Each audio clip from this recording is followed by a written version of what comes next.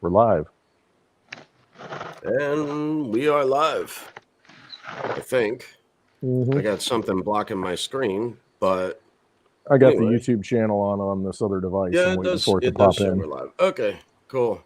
So what's good, everybody? Welcome back. This is Let's Hash It Out, episode 13. It's hard to believe it's been 13 weeks so far of doing this. We just do an episode every Thursday, broadcast live, just off the cuff on YouTube and Twitter at 4 p.m. Central, 5 Eastern, and 10 London.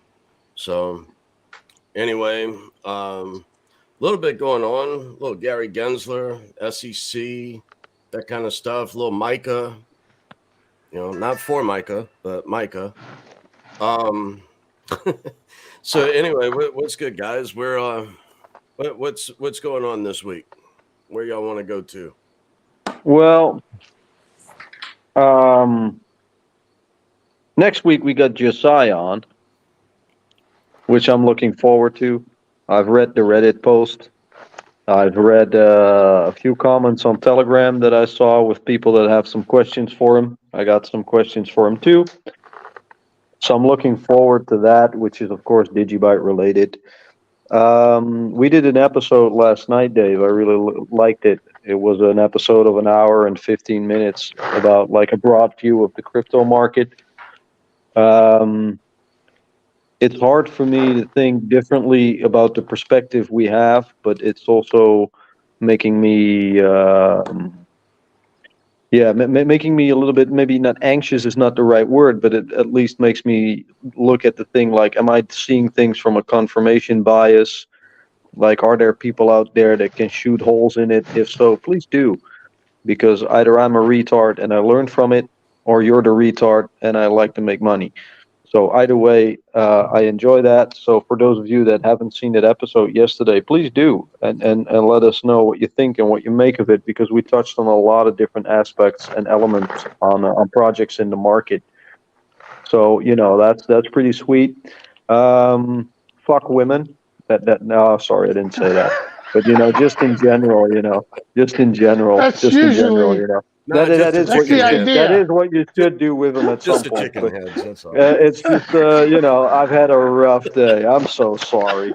I'm so sorry for all the women watching and of course listening. Yeah, that was I still don't love you, but it is what it is.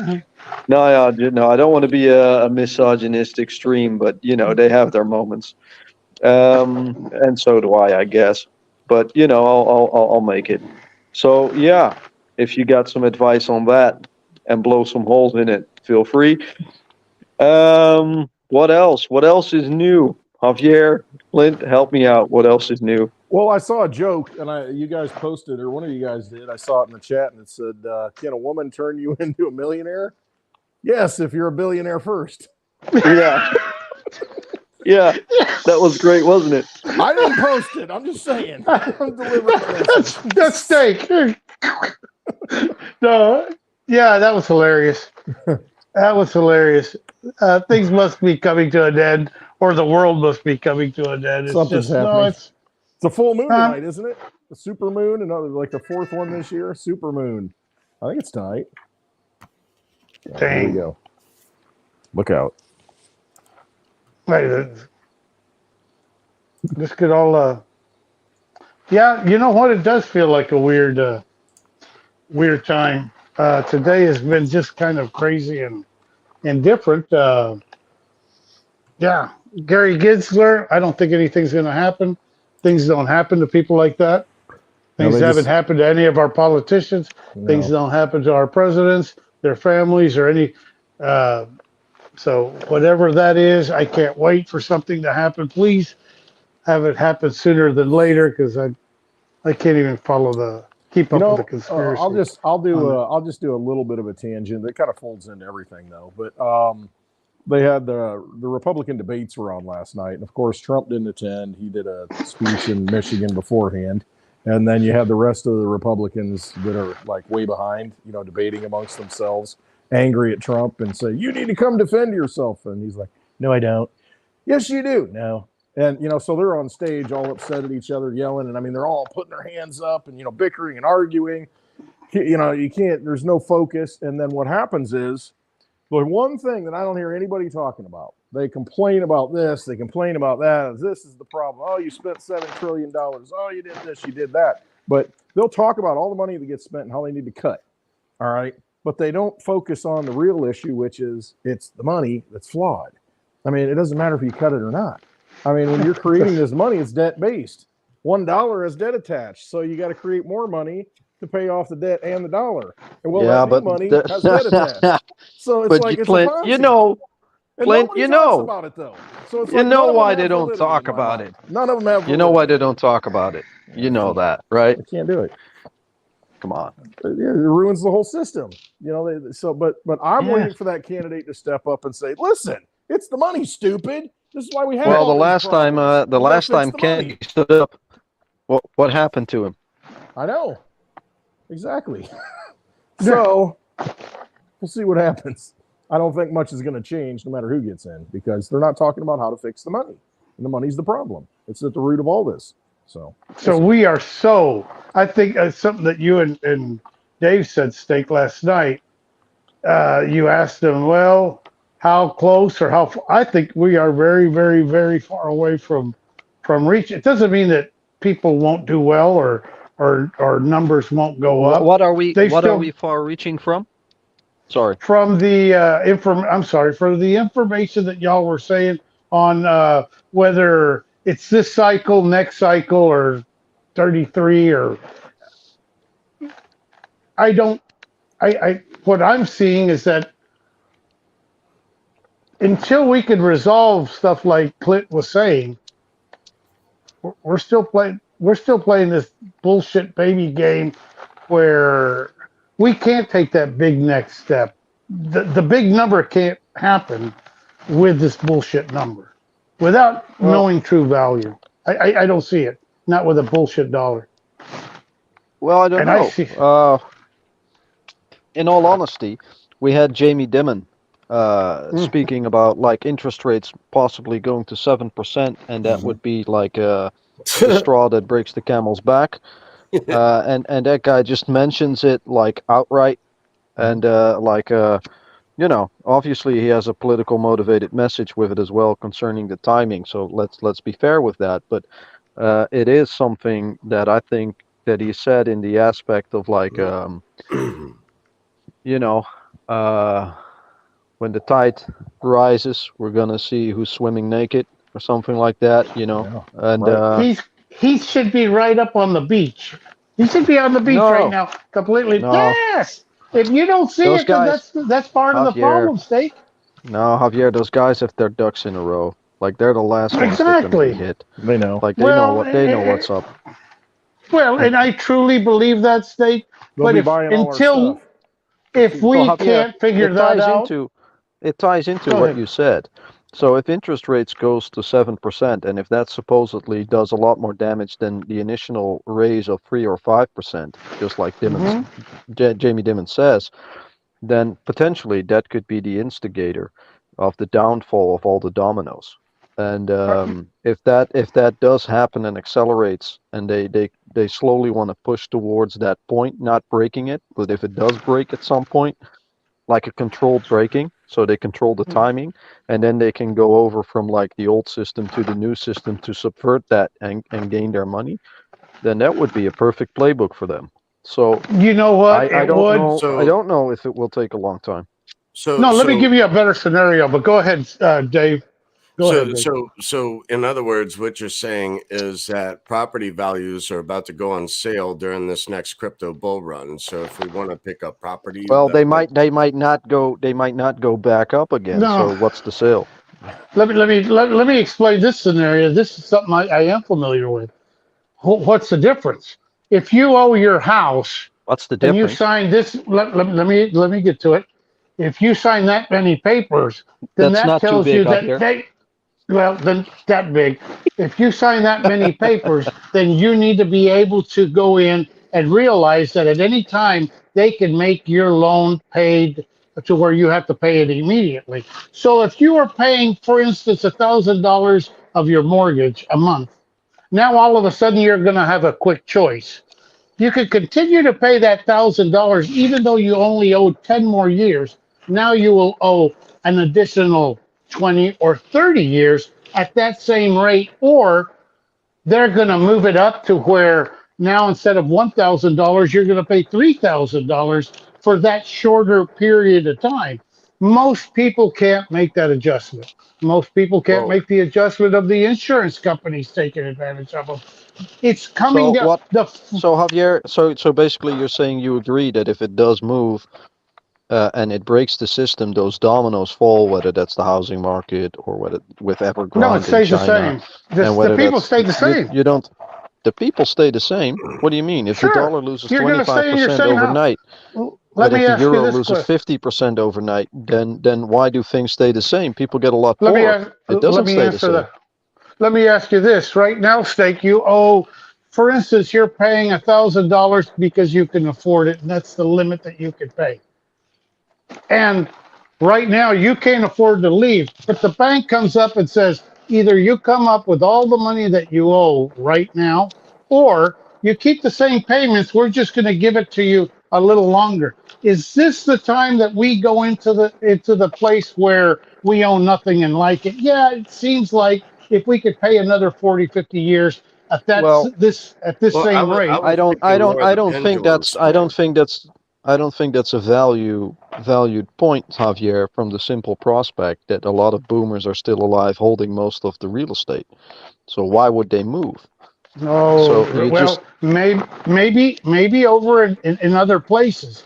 Most people Well, here, how I many was people have refinanced? How many people have leveraged themselves? This is what this is all about. If you don't hold it, you don't own it. Even I heard that even on Javier Miss Javier Crypto T. Javier, do you know the average time that all the people combined use a mortgage for and live in one house? I'll tell you, it's Uh, 5 years. yeah. Five So they years is probably almost it's about the average time that people live in a house. So that will upset markets. So in five they years will. they will have to adjust to the new interest rates. So They will. No, people no. will be They're underwater. And if you're underwater, you're not going to sell your house because you can't. most. You can sell your house. Most people will No, you dump their cannot. house. If you bought it for like 500,000 and suddenly it's worth 300 or 400,000, why the fuck would you move? Well, put it because this you're way: why upside would you down on the continue to mortgage. let me ask you this? Why would you continue to pay when you could buy that house right next door for 300,000 and not have to pay $500,000 on Why an why would overpriced why would the house? house next door be sold? They can't sell it. They're stuck. Because everybody falls into that same group. Here, Everyone's stuck, everybody Javier. owes their house. I Most don't think you people get it. owe. Everyone is stuck. The bank is stuck as well. If they sold a property for free for 500,000 and all of a sudden it's worth less, why the fuck would they sell it? They would They rent it will out. sell it. They're doing it right now. State, go take a look at the foreclosure list. I'm watching it every single day. And you know what? Because there's an overabundance. This happened. There were houses here in Florida that I was looking at in 2008 that were considered $1 million house that went down to 300,000.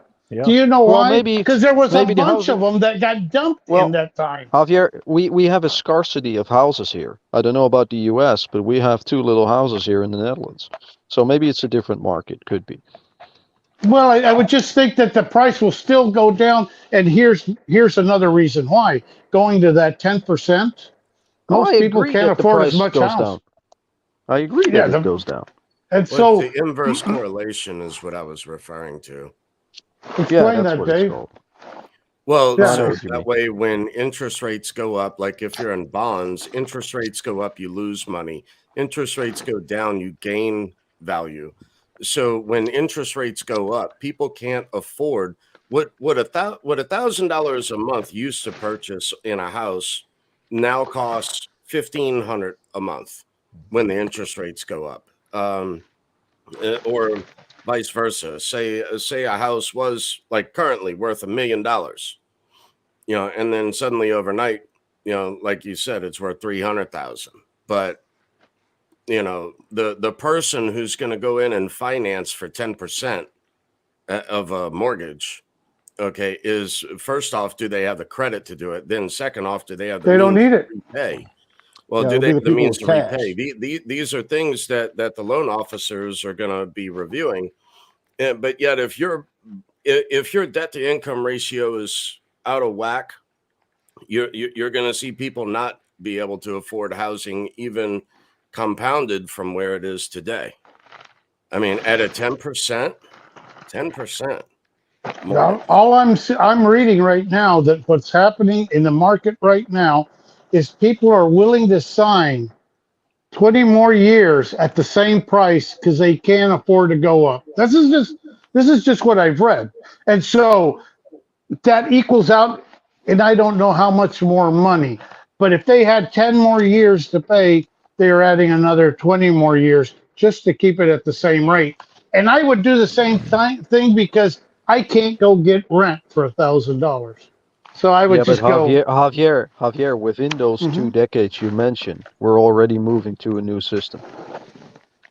yeah, that's what we've needed. Just real But we quick need for to straighten the old one. Go ahead. Yeah, sure. yeah, real quick for some context. I just did the amortization on $500,000 at a 3% interest rate for 30 years. So you buy a $500,000 house for 3%, which wasn't that long ago. A couple of years ago, you could get it. And so you're borrowing $500,000. Your regular monthly payment is $2,108. So $2,100. Now, I looked yesterday at the local credit union. It was 7.25 for a 30-year mortgage. So let's do the same $500,000 house. And add 2% to that 7 whatever percent you just said. Yeah. Exactly. Yeah, exactly. Annually. Well, let's do the 7.25. That's right now.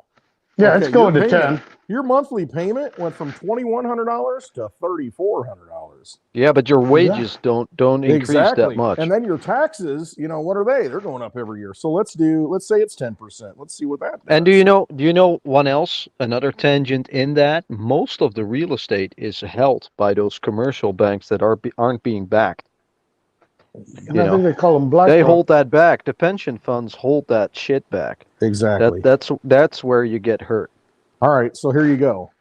If it goes to 10% interest rates, you're at $4,387, almost $4,400, over double the 3%, which was kind of the norm for a while. I mean, double for the same house. Over double. For the same house, that's what I'm saying. At what point do you get in trouble? You can't make enough. You can't make it up. That's what I was referring to. So that way, after the crypto bull run, and say you do well in crypto during that time, and then house prices go on sale. Yep. For a cash buyer. Exactly. For a cash buyer. Yep. And those are the people who are going to win, because that asset's going to get decimated because nobody can afford to take a loan out. It's going to find its true value. It's going to find what people can afford to pay because the banks can't loan it out, or you can't. On the other hand, if the interest rates goes up and eventually they print more money, the commodities we're invested in will also become more valuable.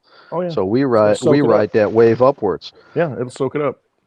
Well, let me ask y'all this: what happens with the same dollar when the grocery right now? I went and bought $170 worth of groceries this week, and I could carry it all in. So you bought one cucumber, is what you're saying?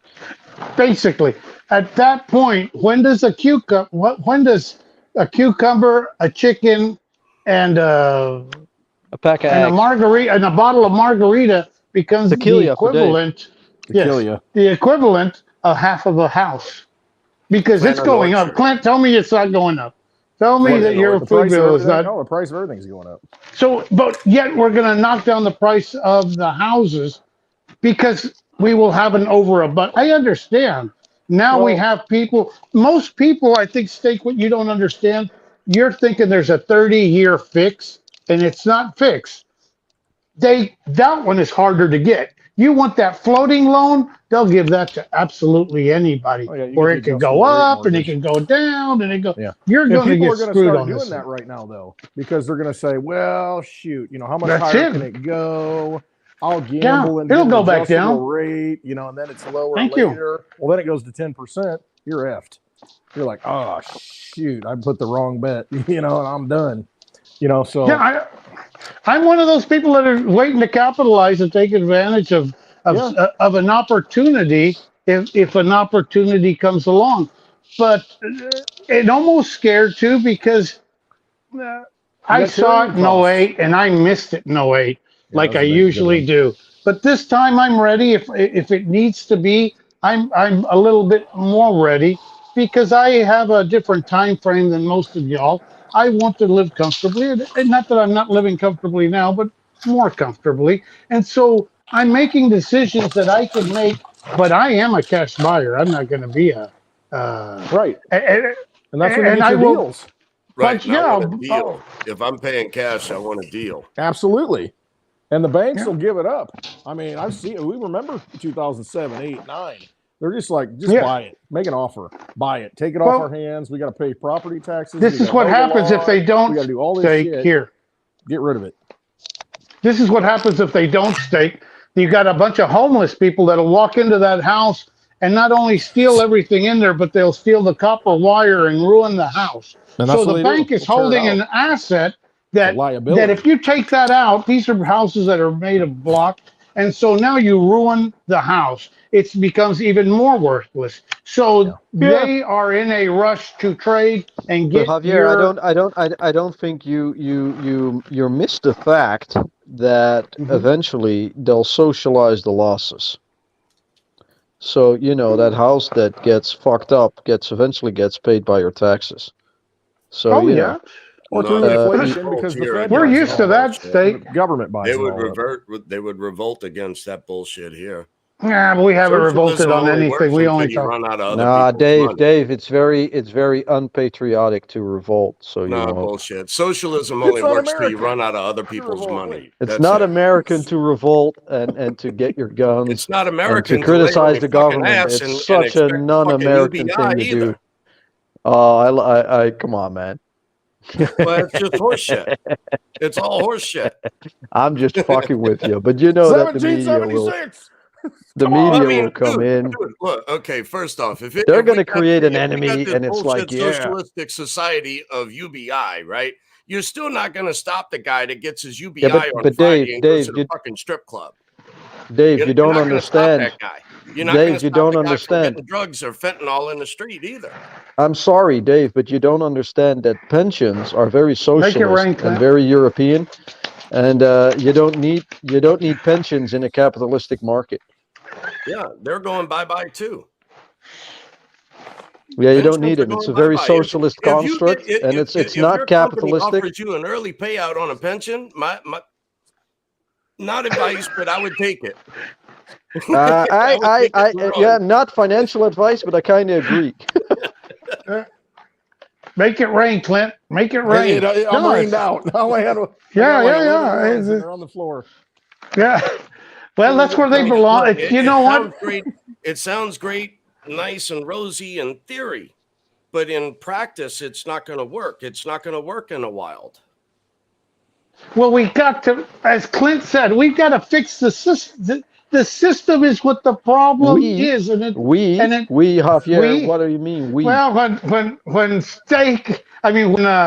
Blind Dave and Clint make all the big bucks, they got the power to straighten out. No, what we need, the system has to be fixed Javier, for this to go on. We can't continue this system and go on. We can't have Jamie Dimon. Javier, as highly as I think of everyone in here, this is kind of a problem that's probably a little bit too big for all of us to solve in one go. I agree. But as long as I down to McDonald's for getting free refills of coffee. Put it this way, what was it that you said, Dave? That your friend Jamie? My senior coffee. Yeah. You mean AI, what is you it? mean AI McDonald's?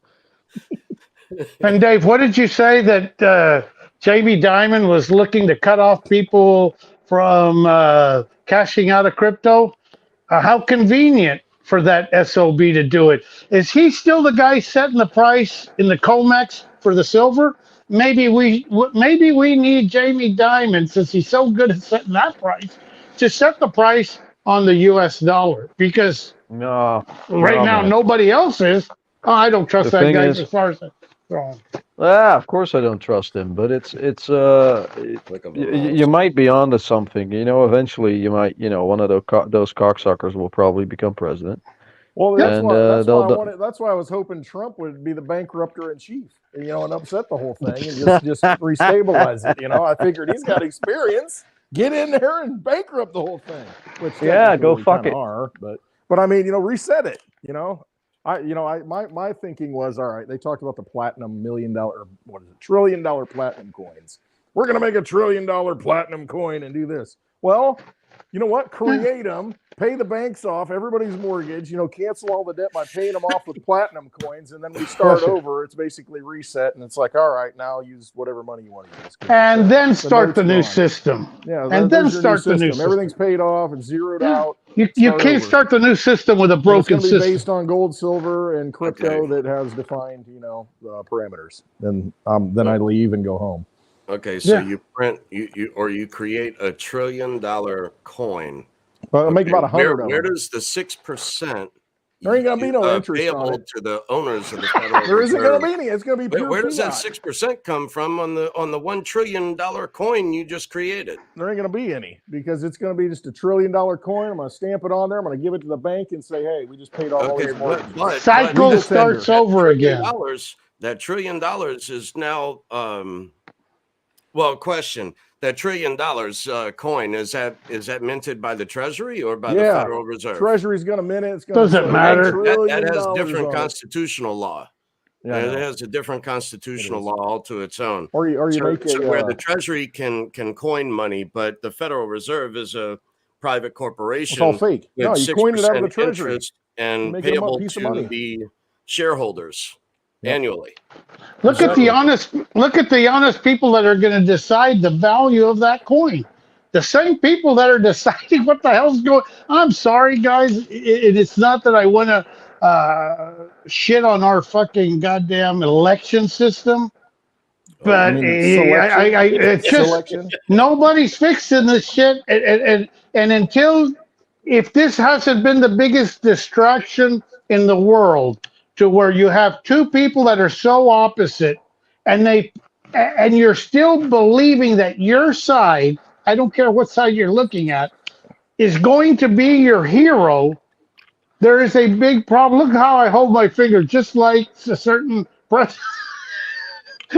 I just have longer fingers than he does. Anyway, it doesn't. Anyway, I'm just trying to tell you that the system hasn't changed. Take a look. Nobody's gone to look. There's a problem when you look around and nobody's been to jail. They can't go to jail. Nobody goes. What happened? Wait. What happened to the FBI guy? What happened to the two lovers? Javier, so I think we all agree that, suffice to say, the system is corrupt, and there are no repercussions for fucking up society. So they keep doing it because they gain from it. And so play that game. That is coming to an end, because there's not much left to steal. So it's just. See, that's why I listen to y'all crooks, because I know one of y'all know the secret or something. No, I'm just joking. We don't. I'm just joking. Go ahead, Dave. No, but I'm sorry about that. I was just joking. But what I'm trying to do is play their game. Whatever their game is, I want to be with winners. I want to be. I don't care. Putin's making the whole new law. If Putin's making all the rules and all the law, then I want to be with Putin. If it's Xi, then I want to be with Xi. If it's the guy from Korea, put me there with Korea. It's not that I want to. It's just that if that's the way it's going, that's the way I want to play. I'm going to tell you, though, I completely disagree with you there, Javier. But yeah, no, I went too far. But no, it's don't I usually? It's the way you feel, but it's the way you feel. But I just think that the system is corrupt, and I think that eventually you're right about the fact that there are no repercussions. But I do think that I don't think the West is going to go along with Putin or Xi. I think they're going to do their own shit. They're not on board with the BRICS thing. They do their own UN digital identity coin or NATO coin or whatever the fuck it will be. Right. And it's just that's probably what we're going to be left with, like a CBDC for the West. And I think that's ultimately what we the way we look, at least I look at it, and I think Dave as well, from like, where is this whole, old system going on to the new system going to, and it seems to be more interoperability, and like it seems to be like not a polar world where you have the US dollar or BRICS nations leading everything. It seems to be more about, a unipolar world where Yeah, you those get two BRICS honest countries. versus NATO coin. And that's the way I look at it, at least. But maybe I'm wrong. I don't know. But I think that's where it's going. Yeah, Daddy-o, like I made it weird. we've done so Yeah. well with the UK and United States setting up this whole situation. I mean, we are here because of it. And I'm not trying to be the asshole, but I guess I am the asshole that's stirring this up. And I want that conversation. But it's almost like, well, let's make an What excuse for these conversation? goddamn son of a bitches. I think The if it reason the goes to problem is, let me tell I you our think if it financial goes to problem. if yeah, I know the financial problem, Javier. We Okay. kind of do. That's why we buy don't. crypto. It's I mean, but I think the question is more like when, and I think we kind of figured that one out as well. And then it's like who, and we kind of figured that out as well, and what, and we kind of figured it out as well. And it's like and When you and then say you leave the we, question with like, and when you then that say leaves we, the I think question it's of, us four. and then There's not that many it leaves people the, listening to us. and then it leaves the question of like why, and how. Ken? I think Right. there's a lot more people awake to certain parts of what we're saying, Javier. You know Well, what? and also, I was going to say a little while ago that it's not going to be until some of these people our fearless leaders are voted out of Congress, like Maxine Waters. With Oh, Bitcom, you got Bitcom and Ponzi screams. I mean, Ponzi. really? Bitcoin voted out. These are the people making the decisions for us. Screen. Voted out. Wait. What happened with our last elect? Voted? You still got Voted Dianne out? Feinstein. No. She The can't only even way say they're yay. coming out is if someone decides to physically remove them, and they are going to be scratching at the walls while you're dragging them out because they are not going out. If anything, if these criminals can do the things that they have, I'm not going to mention somebody's sons, but he's in a really, really, really high office. If that isn't enough evidence, if all the crap that's going on and there's no repercussions to absolutely anybody, what makes you think that they are going to get voted out? Let me ask you this for all y'all Trump fans. What will change unless he comes in as a dictator and he goes and he executes them all? What's going to change? Will we have a bunch of rhinos in the goddamn office? That's just hypotheticals. That's it's just I way live out on that. there. Well, at that It's, I point, mean, that's it's my drug. you look, if you It's my live on that, drug. I can give you a 1 million more of what ifs that are completely It's out there, it's my I see and you more can vaccine. speculate pitchforks. on I see those these too. I people mean, not it's able to just walk the streets. it's I just hope Say so, that again. Dave. I don't think so. I don't Finish that up honestly. steak I'm and a then lot more pessimistic. yeah, finish that up steak and then Dave. I think you got a good point you mentioned. I didn't hear it. I caught it. Go ahead, Dave. Good stuff, huh, State? I'm What'd you sorry. say about I walking was down the taking a street? sip of something. I missed what y'all. You said something about walking down the street, Dave. Oh yeah, like I see it. I see it coming to a point of pitchforks. The American populace against our I can fearless see that. leaders, I'm not that optimistic. In all honesty, I'm not that optimistic. I think too many people will stay asleep.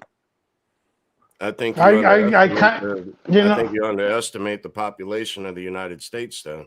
No, I think Well, I've got a pretty. I think I here. got a Well, pretty good clear. Sorry, Javier. I go think I ahead. got a pretty good, clear picture of the population in the West. I think most people are just too fucking stupid, too fucking stressed out, too tired, and too dumb to understand how they're being fucked over. So then you don't see pitchforks against our fearless leaders. No, and you know why? No, $11 will buy most people. Put it this I'll tell way. you why, Dave. Yeah, I don't let's hear know, it. Javier. I just want to tell them why. I wanna Is hear that okay? steak. Yeah, let's Yes, hear it. sir. So I the reason why I don't think why is when we move from an old system to a new system that moves faster and also empties out Nostro Vostro accounts. I think we'll see a little short uprising of more value going into the system, kind of giving people the leverage that the onboarding of a digital identity and a digital CBDC, is a good thing because it creates more wealth. But eventually, they don't realize that on the long run, they basically gave the keys away to the entire castle. I pray And that you're correct. I pray that you're correct. So I think the pitchforks won't come, but I think eventually it will just be like that boiling frog that will just be enslaved even more, because eventually you won't be able to get out of it. Like, you won't be able to get out of a society with a digital identity and a CBDC. And the reason why I say that is because the sad reality is that we're looking at it through the lens of our generation's eyes that grows up in a society that knows how it was before and knows what it is right now. But if you look at the people that grow up into it, they don't know any different. And they'll eventually accept it down the line. Maybe not in 10 years, but maybe in 20, 30, or 40 years, and they'll get fucked. They'll just get fucked. No, and that's the shit that we are taking now. That's why this generation has to do it, though, because you're going to lose that connection to the past. I mean, we're starting to lose it.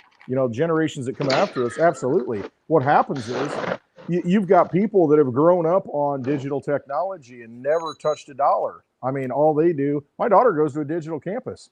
I mean, University of Alabama, huge university. You don't pay cash with anything. And so they're completely fine with that. They're used to that. And so that generation that's come up, they've been, they've had iPads, they've had digital, they've had the phone. They're able to transact, boom, Venmo, Cash App, this and that. So they don't hold their wealth. I mean, they're used to that just seamlessly working. And so the transition for them is nothing.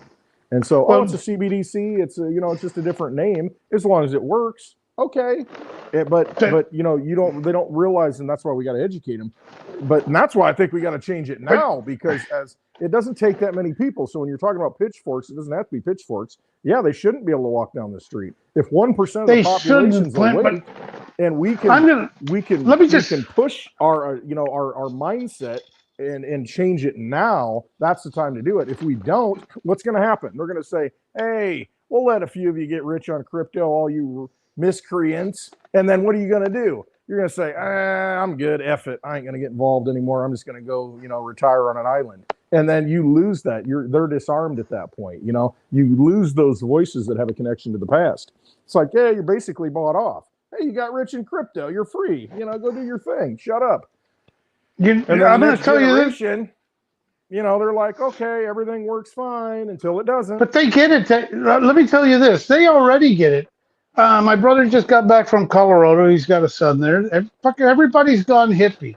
Those people that are going to school have already accepted that living in a damn refrigerator box with a few shingles is okay. And so depends on the hippie that you want. And not everybody, but these people are already trained digitally that it is. Sure. And it's what the government gives me. They don't care. He's had opportunities because we've had businesses for a long time. And so the opportunity is there that he knows the kind of money that we've made in our businesses. He doesn't want it. And I'm talking about more money than most of us would ever dream of making at that damn age. You could make an absolute fortune. He goes, and only works 6 months out of the year, and he goes, it's too hard. I don't want to be good. I don't want to have to be somewhere. And I'm telling you, because here's the difference, Clint, and I've asked people this. I remember a girl that used to work for me, and she was so excited because she got her nursing degree. And she goes, and I said, so you have your nursing degree, I don't know, she was going to make for what, $25,000 a year. And so I said, if you had a job sweeping the floor, would you do it for 50? And she goes, no, this is a career. Oh, I would. They didn't get that more money for just sweeping was okay. They only know what to them, they are wearing, and at that age, it was wearing the nurse's outfit and looking, instead of walking around someplace sweeping the floor. Hey, we grew up in a different time. We grew up in a different time. I'll sweep the floor for double the money. No shit, I would say I'll sweep the. I grew up in an era where I would say I'd sweep the floor twice to guarantee you that was the hell with a career because of the amount of money. And so these people have changed. It's there's how do you indoctrinate them to a better life if the only life they know is this and our old how much you remember hearing the stories from our grandparents that they walked barefooted in the snow. Right. They went through that's what they're doing to us right now, going, yeah, that's a long fucking time ago, which was maybe 30 years ago, Clint, maybe 20 years ago. Yeah. I don't know, but here's the hopeful thing.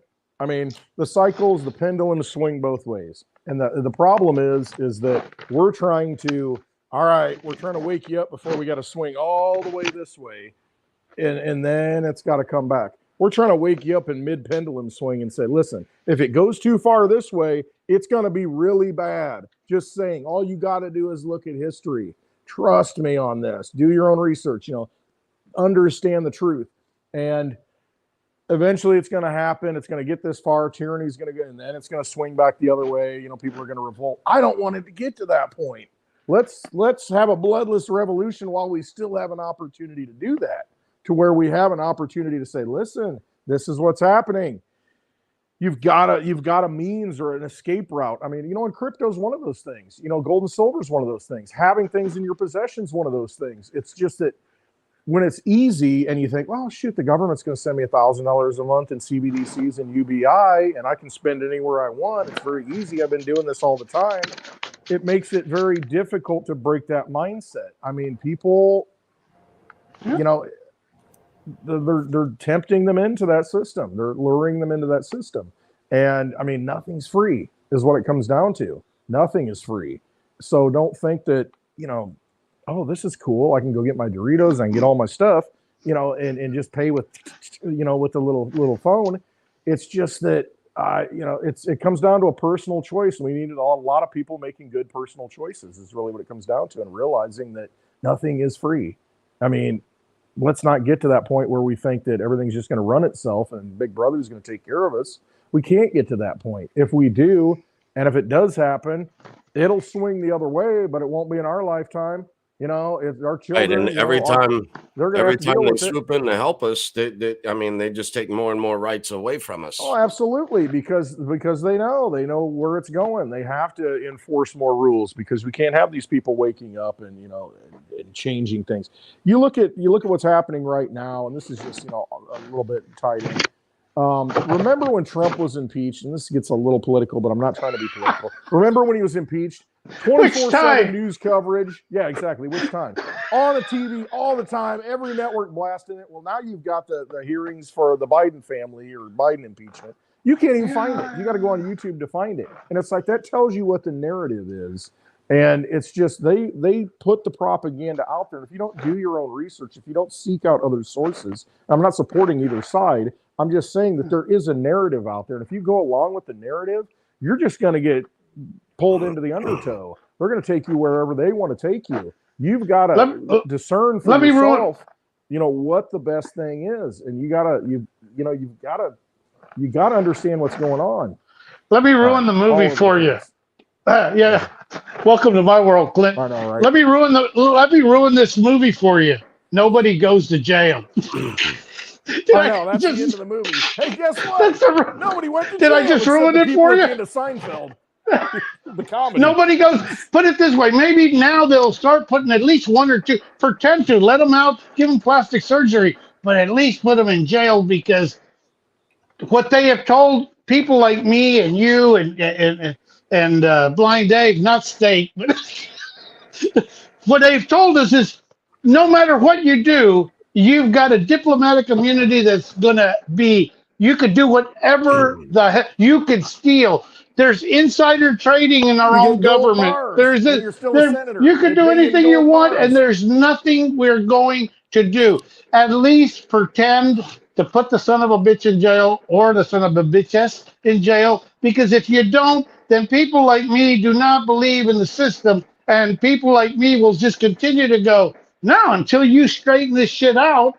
There has to be Nobody. Let me ask you this: the lovers, FBI agent, people that fucking that really, I Struck don't and know. I would paged. call it treason on some points where they're going outside the U.S., carrying with outside without the permission of the U.S. and goes and asks. There's no consequence to absolutely anybody. When you tell me that, we are very far from the end. And I'm willing to go. Y'all had a hell of a show, Dave and Steak. I'd love to go back into some of those questions, unless y'all want to Well, continue to beat this up. No, let's do it. Well, What are we going to talk about? Whichever, whatever y'all want. First off, let me clarify for everyone. It was an impeachment in the House. It is not an impeachment unless one senator signs off on that bill. Therefore, it was not an impeachment. It was a witch hunt. They just did what they wanted to do. And then the media was all behind it. And so that's my point. You know, when you're watching the media that's paid for through all, look at the commercials. That's all you got to do. Look at the commercials who pays for the media. And that was everything. That was the news. You know, at some point you got to step back and say, are we getting duped? Are we getting scammed? I mean, you know, who's putting this message out? I mean, and it's just, read your Constitution is what it comes down to. Then you realize what sound money is. Then you understand how things are supposed to work. Then you understand that you have human rights, natural rights, not civil rights that they just create on statute. I mean, understand who you are, why you're here. And that, you know, we're talking about, you know, I brought up 1776 earlier. It was a very important moment because we enunciated to the world, you know, the people that came here and gave up everything, the treason to the crown. They said, you know what? No, we can't tolerate this anymore. We are human beings and we have certain rights given to us by God. These are natural rights that we're born with, and we're putting that on paper, parchment, letting everybody know. And I don't care if you're a king. I don't care what authority you think you have. You don't have the authority. You don't have the jurisdiction. We are people. We are sovereign people, and we are going to do what we're going to do. And then we instituted government. Reluctantly, some people, you know, formed a constitution, and not everybody wanted to join. But it's like, okay, we got to have these protections, these protections, these protections, these protections. Gave them the playbook, and what do? None of them play by the playbook anymore. None of them. And so we're just going to say, oh, yeah, well, we'll make it better and transition into this new system and forgive all the sins, and everything's going to be okay because I'm going to get wealthy. No, F that. You know, it comes down to, we're going to protect the rights of people or not. You know, and right now they're not doing it. So yeah, we're getting on my little happy hour rants now. And the shenanigans that are going on globally within monetary policy with all nation states, not just the U.S. It's the whole world. All nation states. I mean, and if you don't comply, like you're going to get an earthquake. Hold on, to Javier's point. You're going to get a comet out of the sky. It is better to not remain in that system, but to go in search of the assets of what has been used over time. Yep. So for every fiat system that has failed, people have always through history gone into gold, silver, and now we have crypto. Yep. It's a different world. And you know, it's just another way to preserve your wealth from the transition from one monetary policy into the next. Okay, so take Rothschild, for instance, okay? I care not. Or give me control of my assets and my own money, and I care not who makes the laws. That's it. That's the way I feel with crypto. Exactly. And that's the thing. Let me hit on that real quick. Sound money. What is sound money? People say, what's sound money? You talk about sound money. Sound money is this. It's something that works outside of government. It holds its value no matter what, no matter where you're at. You have that with gold. You can take that anywhere in the world for thousands of years. You can put that in any form of money you want, any country. But if you can get it out of the country, you know, that's the problem that you're going to have here in the U.S. Silver, same thing. Sound money. It's sound money. It's always been sound money. The government fails. Guess what? All those bills go to nothing. Confederate money. We had Confederate money. If the Confederacy would have won, it would have been worth something. Guess what? They didn't. All that went to nothing. Went to zero. And so constantly throughout history, you've seen governments and the paper they printed, you know, the cotton they printed with ink on it, goes to zero eventually. The thing is, when that government fails, the gold and the silver still work. Now we're in a new age. We're in a digital age. So you need sound money for the digital age. You can have the old money that's always been sound, the gold and the silver, but we got a new opportunity now that's even better, I think, as long as, you know, everything doesn't fall apart. And at that point, we got other issues. Pray. So, I mean, if things continue to persist, as long as the electricity works somewhere, we've got to find money. You can't find more Bitcoin. You can't find more Litecoin. You can find more gold. You can find more silver. So, what's the real supply of it? We really don't know 100%. It's been kind of stable in the increase, but with cryptocurrency in this digital world, and we're all digital, we're on a digital medium right now, you've got defined money for this digital age. We know how much there's going to be. We know the inflation rate of it. We know how much is going to get created. And we know at some point, like Digibyte, it's going to be it, 2035. We know in 100 years, 21 million Bitcoin. It's all can exist. Something's been lost. You ain't ever getting it back. Same with Litecoin, 84 million. It's gone. It's gone. Pie shrinks. You got a piece of the pie. You're ahead of the game. And so once you realize that if the government collapses, it doesn't matter. You still hold that monetary asset. It's like, well, the government went to shit. Well, I'll just go over here. I'll reconstitute the government. It still works. It's sound. We're going to gold, Clint. Regardless, you know why? Because just like they found, just how they found that big old nugget, they can control the price again.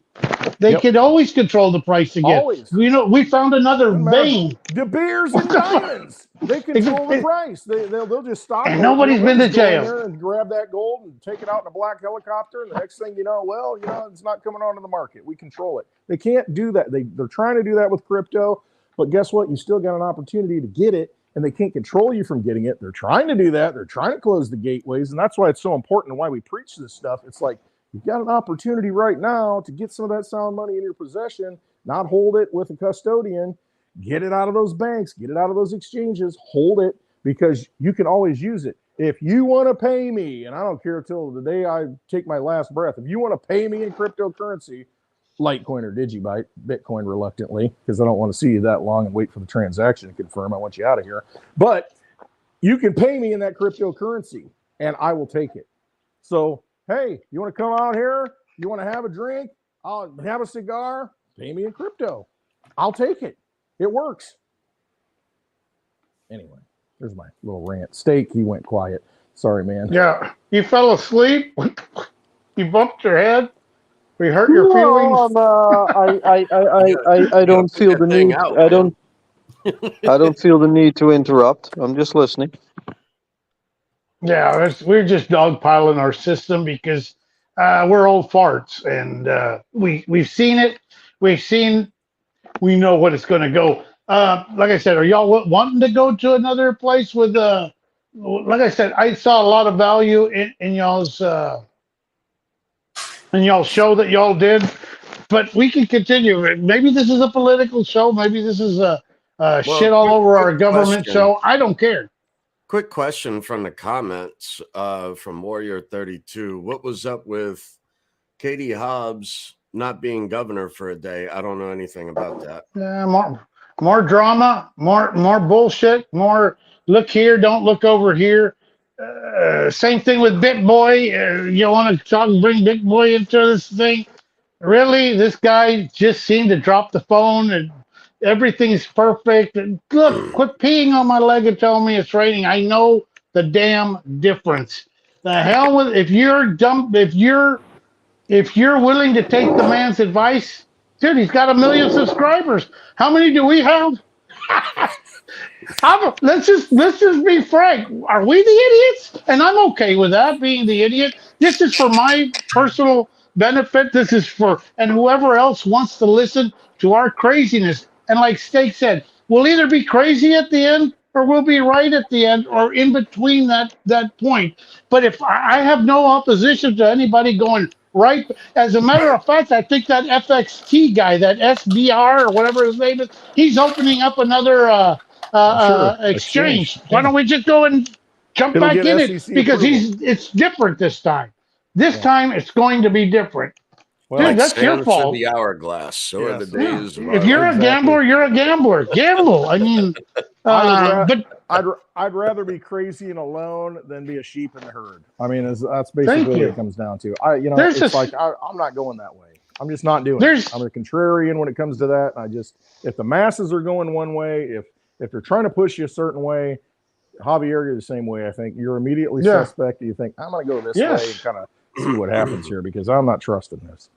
Yeah, if this wasn't this guy, I'm gonna admit, Big Boy was a very good actor. I think maybe he's up for one of those awards, but that's just my point of view. I don't care whoever wants to fall. I know that there were people that got very rich off of that. Great, do it. It's not someone that I'm going to take my advice from. I've seen what he had to say, but you do what you want for those people. This is I love this conversation because we can go into the political because it's all related. Where we're going, it's all related at the very end. And we happen to be in a country that has their finger on the pulse. And that's how come it's not that I'm dogging my country. I don't. But I am gonna call it like it is, like I'll call it with any crypto. At the end, I'm wrong. I will be the first one to tell you I'm wrong. I don't care telling you that. But right now, I've lived 60 years. And now at 30 years, I started seeing things a lot different. Once I made it to 40 and 50, now, shit, there are kids, what do you call them, blind day furries that go and shit in the goddamn corner of a Yes. classroom? This is unbelievable to an old fart like me. I'd be in jail. David, put it this way. David Stake, at the end of their thing, we're talking about, yeah, you think you should have a kid? I don't know. Leaving a bloodline, leaving that. First of all, the kings and queens used to do that, and they were screwing each other. So we really don't know what the true bloodline is. So I'm not even going to go over there. Exactly. And most of the ones that came out halfway normal, maybe it was because Sancho, we call them Sanchos in Latin America, came in and took care of business, and that's why he looks like the guy that helps her get dressed, and not so much like the king, the milkman, right? The milkman. And so let's see it the way it is. And right now, I'm tired of going. At this point, I feel more like Incubus seeking succubus. Yeah. Now, for some people, it's so important to leave their now. Yes, for some people, believing their bloodline is so important. For me, it doesn't really matter. If I find someone in need that I feel that they deserve it, great. That's who I want. But that's just me. I can understand where somebody goes, no, I want to leave everything. I've seen what's come out of some of my family and my cousins, and dude, I don't want to leave more of those. It's a disaster. I would be punished by having to leave it to some idiots that are actually dumber than I am, and would actually spend it on the first damn day. I mean, I don't want to gamble it away or actually maybe even cause harm to a family member because they never had to earn it. Clint, the way you are is because you earned whatever blows you had. Well, the times you got beat up, the times you weren't allowed to go to the movies and everybody else was, the times that you were driving a piece of shit car and still are, while other people are driving a nicer car. That's who's made you, and I mean it with all due respect. No. But that's what makes you you. That's what makes you you. I'll never own a Lambo, therefore I will never be upset when someone takes my Lambo. I ain't got to worry about it. Now, if somebody takes a digibug, it's going to be a problem. Right, and they say that your offspring is bad or no, people keep calling my damn phone. So, but at this point, would it be? At this point, so if that were to be the case, would it then be the son of a jackal at that point? At least, you know what? I'd give it to a jackal. I would fucking give it to a jackal. I'll give it to the zoo. I wouldn't, because my offspring being twice as bad as I was, that would be, And it's not. That's just a. It's like that's a point of view on mine. I don't want to create a less population, but right now, what I'm seeing as a good thing for these people is for someone to live in a shipping container Clint, you know how many family members you have? Do you imagine yourself living in a shipping container with say 3 more women in there, 4 more, however many? Can you imagine living in a shoebox with 4 or 5 5 people living in a shipping container, because this is a new thing for everybody. We No, shower but together, Javier, we do this together. Fuck Javier, that noise. Steak, what Javier. you got to say? Well, Yes, if you sir. live with 5 people in a shipping container, but 4 of those are women. I know. I caught Yeah, but that. they happen to be It your depends on the daughters. women. I know. Exactly. Now, Oh, in a In house one of ill why, bathroom. repute. why did you why did you have to ruin that dream? I know. One bathroom. Listen, Yeah, I know how he that was on a works. whole I'm new outside dream, and most of we the ruined the right. dream. Exactly. No, and I'm with you, Finally, Steak. some Like, light at the end of the tunnel, and you take it right away. I know. I yeah, think it was Got a little somewhere out hope. in Utah or something. I don't yeah. Oh. Who's I counting? found these tablets, that were buried right here, and some angel said directed me to them. Love So, thy neighbor. this is, yeah, You know. Exactly. You know what? In some Or thy neighbor. scenarios, I'm going to tell you that community is incredible. And please, anybody that's listened to me super say preppers, very prepared. Colorado, They save that their money. I those know. guys are carefree. I have a nephew that lives in Colorado. He doesn't care. He doesn't care if he has money. He doesn't care if he walks. He doesn't care if he rides his bike. I don't even know if they have a car or truck, but he has an opportunity to make wealth. And when I look at it, Clint, I go back and I look at it and I go, he's living what he wants to live and how he wants to live. I'm living according to what the homeowners association wants, what the tax man wants, what the police wants me to, what society tells me to wear. This guy's dirty, never unkept, never shot, and they're happy. And he's got a beautiful girlfriend. And they just live their damn lives. And you know what, though? Who's winning? I think that's what everybody wants, though, at least in America. I mean, the ideal is to be That's able to live easy. how you want and be left alone. And That's exactly unfortunately, the what government has not allowed us to be left alone because there's constant some of encroachment, there's us. constant regulations. Right. And so you need to seek out that. There's ways to do it. There is. I mean, there's a lot of people that live free in America, truly free, to where they're just like, no, I'm not gonna mess with any of this BS. And so that's the challenge right now, I think, because governments just gradually grow. That's what they do. They want to constantly create more laws, because that's what it does. Congress. The best thing is when they're not in session. You don't have to worry about all this new stuff that you got to learn. Ignorance of the law. It's your fault. It's like, well, I can't keep up on all this stuff. Nobody can keep up on all this stuff. It comes down to if you're not hurting your fellow human being and not violating their human rights, what's the problem? You're not committing any kind of crime against humanity, so leave people alone. And I think that's how most people want to live. And that's the frustration, that's the anxiety, that's just the anger that is boiling out right now. And we're seeing that in our lifetime. We're watching that, that tipping point, that boiling of the frog to where they're like, oh, they jump out and they break through Lululemon windows and steal stuff. And they're done. It's hidden within the word government. So govern means control. Yeah, right. Mint means mind. So mind control, it's a psyop. There you go. Yeah, Damn, I learn something new every day from Dave. You look at language and you look at the sound of the language. It might not be spelled exactly the same, and yeah, close enough. No, right, I agree. It is unalienable rights. Think about that. Unalienable rights. What's a lien? They're taking something from you and putting control over an asset that you have. If you have unalienable rights, it means you're free from all that stuff. So that's another way to look at it too. I mean, there's a lot of ways that language, you start getting into that stuff, and like, wait a minute, that makes sense. But it's just, I just want to be left alone. And I think a lot of people, just leave me alone. Leave me alone. Let me live how I want to live. Let me have money that works, because money's just energy. It's just stored energy for your labor, for what you do. And it's just like, I don't want a leaky battery. And the dollar, which is not a dollar, it's a Federal Reserve note, it's a leaky battery. We've seen it for, Dave, you talked about it, I think, last week, to where 96 is probably more than that. 96% of the dollar has been eroded, the purchasing power over the last, over 100 years, 110 years. I mean, that's bull crap. I mean, that's not the kind of system we want to live in. And so we need sound money to fix it. Let's ask, let's ask Warrior, one of our guys that comes up quite a bit.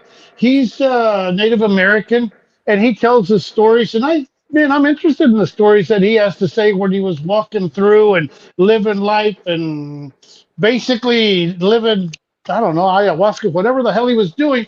It sounds like that was a time that life was such a carefree because he only had to worry about himself. I'm not saying that he doesn't like it, and it'd be very hard to go, well, choose a time. Would you like it before you had kids, after you had kids, before your marriage?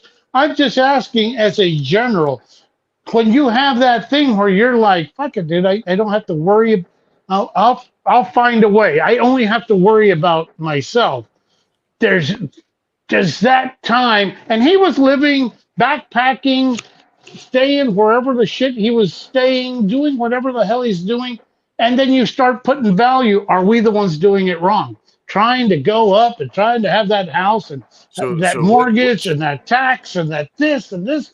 Before you know it, right now, put it this way, and I think all of us will agree: $1 million won't cut it from here to the end of our lives. So They don't worry about it. So I Confucius disagree. says, man who stands on toilet is high on pot. Yes. Confucius say. Confucius. We need to have some of those. We need to Go ahead, research those. Steak. So we got those a steak. So what we need to do is every time we have the hash it out, we need to have Confucius say, "He who stand on toilet, high on pot." So we need to have some of those things, loaded up, ready to go every time we do hash it out. All right, Steak. Sorry. No, I wasn't saying anything. I don't know, like Javier's Neither. point, like $1 million is not enough. I don't know. It depends on your priorities Yeah. or what you want to use it for. Like, if you would give me $1 million, I'd still be pretty happy. Yeah. Yeah. My thing is, I think it's if you- just if- relative, and we kind of don't know anymore the value of things. I mean, that's probably Right. the we point. don't know the value, Because and of that would be corrupt money. there was Yeah, a but time also that back in the Go day, ahead. we know that if you said I'm a millionaire, you were a really fucking rich guy. It's a big Like deal. that it used was to a big mean fucking deal. that was a status thing. Like Yep. you're a fucking millionaire. That guy's loaded as fuck. Jesus set. Christ, he's rich. He's got a that's fucking million. 100 He's a million. millionaire. Nowadays, if you're a millionaire, you're just middle class. I mean, Well, and you're scared. all You're $1 million- scared to make it to the end. At you're scared to know whether you have enough money to make it to the end. So Well, you the- just can't the go equivalent- live. Yeah. The equivalent is $1 million then would be valued at about $100 million today. But all that $1 million is $1,000 a night for 1,000 nights. That's exactly how a millionaire goes broke I in could under do 3 that. years. oh, we could all I'd be spend broke. $1,000 a day. couldn't Yeah. we? Easy. Easy. Go to Vegas. I don't even need to go to Vegas. I can do it I here. mean, anyway. Well, I'll do you one better. Get married.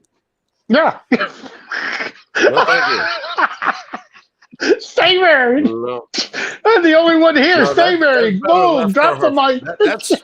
She's her father's liability, not mine. You know what? And I'm not trying to rain on people's parade or anything, but we're getting to the point where I guess we're staying on this subject You because pay it's for really, it no really matter easy what, for is us. basically what it comes down to. You're gonna screwed, pay for it exactly. No matter what. You're going to pay for it one way or another, brother. One way or another. We have Yeah, some Dad great told people me that when are. I was young. Dad told me when I was young. He said, "Son, spread your legs open real wide, bend over as far as you can, kiss your ass goodbye." Yeah, that's about. He knew it was back then. It was a different. There was a different time frame. And look, everybody's journey is different. Yeah. I'm old enough to go, and I could see a value in those kids in Colorado. I can understand where they don't care. Put it this way: we had a hippie generation, probably right before you, and even before me. They made it. We're here because of indirectly or directly that era of life. That is it cyclical, like Blind Dave says. I don't I know. think so. Maybe. Yeah, you can And use all maybe kinds of we get analogies. some good people that could come out and talk to those people. That one thing that Steak, you didn't appreciate that one video where it was a Jesus revolution. If you watch the movie, you will understand that at the What do you end mean? What do you there mean? was What do a you mean? What do you mean? I didn't appreciate it. I never said that. no. Well, it sounded like it. It sounded like it in your text. No, My feelings got hurt. I just said the priest reminded me of you. Yeah, probably. I didn't even notice that. But my whole thing is that you get into that time where there are a few Same. people that make a change because the timing was right. I don't know, but people got into it and then it got corrupted. Then it got more into the drug scene, and that was just one part of that hippie revolution that went on during that time. But we need to call it as it is. And right now we seem to go, oh, that doesn't apply. Fuck them. They were fucked up. No, they weren't fucked up. I understand. They were happy as shit, screwing all the damn time, getting high all the damn time. What the hell was wrong with all that? I don't think they have any regrets. I could tell you Right, a but lot of people that I know that got some of those married. brain cells that they fried is what's all fucked up in our government now. What's wrong with that? What do you say about fried brain cells? Well, that's exactly what's wrong with the incompetence in Washington. Put it this way. We were illusioned and distracted. Maybe that was a political move for the government at that time to put up that music and bring that generation. Maybe even they supplied the damn drugs. Maybe they wanted it that They way did. to influence. And so Look if at they LSD. did, yeah, so they were They dropping absolutely it from airplanes and helicopters. Yeah, they absolutely did. So You we know, lost a few. It doesn't matter. Well, and that's it. You know, every moment that we live in, you know, we think our time is different. Oh, this is that, whatever. You know, people are always the same. And, you know, if you understand psychology of human beings, which these people, that's all they do. They don't have to work. They run the things. They're working behind the scenes. They understand the psychology of human beings. They know how to push us. They know how to push our buttons. They know what we, you know, desire, and they know how to manipulate us. And that's what they're doing right now. I mean, we're living in a matrix. We're living in this artificial reality in a lot of ways. But it doesn't mean we can't break free from it. It doesn't mean that individuals don't pop their heads up and say, no, I'm not going to participate in this. I'm going to go this way. And you have that all the time throughout history. There's always those outliers. There's always those people, because human beings are going to be human beings. They're just Boston Tea Party. They're not going to go along with it, because at some point they realize this. Again, it comes down to, I just want to be left alone. I don't want anybody telling me what to do. I just want to live my life. I want to be able to, you know, if I can put a seed in the ground and grow some food and be sustainable. And then you look at, you know, get into all kinds of things. We sent a lot of kids. We sent a chip and be in the system, and it's like, no, we don't want to do that. No, it's like, you know, I want to sell, you know, the beef to the local guy. You know, we sent a lot of kids, young 18-year-old kids, to their death in some of these wars to make people, not to better us here. It was an illusion to make us that we thought that it was to better us here. But the illusion wasn't that. The illusion, we shouldn't have been in freaking people's business. Listen, if over here they don't allow you to do that, and someone here they do, then go wherever the hell you want to if you can. And I know it's not that easy. The illusion but the struggle was the Bushes and Langley protecting their investments in the poppy fields. Exactly. You know, you said it. I did. Okay. You know, look at what happened in Afghanistan with the Taliban ruling, and then you know the towers come down. It's like the first thing they do is send troops over to Afghanistan. Now wait a minute, why are we doing that? And then and then next thing you know, you've got poppies growing everywhere, and then next thing you know, you got an opioid crisis in America. I mean, put it this way: we know how. Clint, we know how they brought it. They brought it in our coffins, from what I saw in the movie once. I mean, just put it this way: this happened before. What did we do with silver in China? Oh, absolutely, rob them, basically. You know, get opium wars. We bring it over here, and now we have. I got a busy day tomorrow. Well, do you have a date As tomorrow? I'd love to. Yeah, as much as I love to continue the conversation, I'm looking at the time. I'm like, fuck, time flies. Steak, And do you have a date today when you get a up? date? Yeah, you got a date? You going out tonight? No. Okay, good for I'm you. actually Buy I'm more actually crypto as single as instead of fuck. yes. But I'm gonna study tomorrow. So I do a post bachelor's and I got a school day tomorrow. Awesome. So that's it's a big deal. Keep bettering yourself. That's really what it comes down to, I think. Keep bettering oh, yourself. for sure, yeah. But it's like I'm doing like 8 in the morning to 5 in the afternoon studying. I'm 38. I'm not 16 anymore, and I gotta grease I hear up you. the It's catching up. yeah. Yeah. Oh well, fortunately for me, not as much as for other people, That's but good. you're still not 16 anymore. So you kind of, Exactly. I don't know about you, but you just sit there the entire day listening to people, and you're like, yeah, all right, I'm done now. Yep. So Hey, yeah, hey, Clint, you don't say I gotta that to get some me. Do sleep. you think I've reached my my No, limit? it's never ending. There's no limit to Javier. I don't think you have a ceiling, Javier. No, it's Oh, not there. I heard a good joke about that. on your exit note, Steak. I mean, if you had $100 right now that you could just throw up, burn it, throw it out in the air. Well, if you're buying Right. crypto, what would you spend your $100 on right now? Gut feeling. Oh, crypto. What kind of crypto? What would you buy?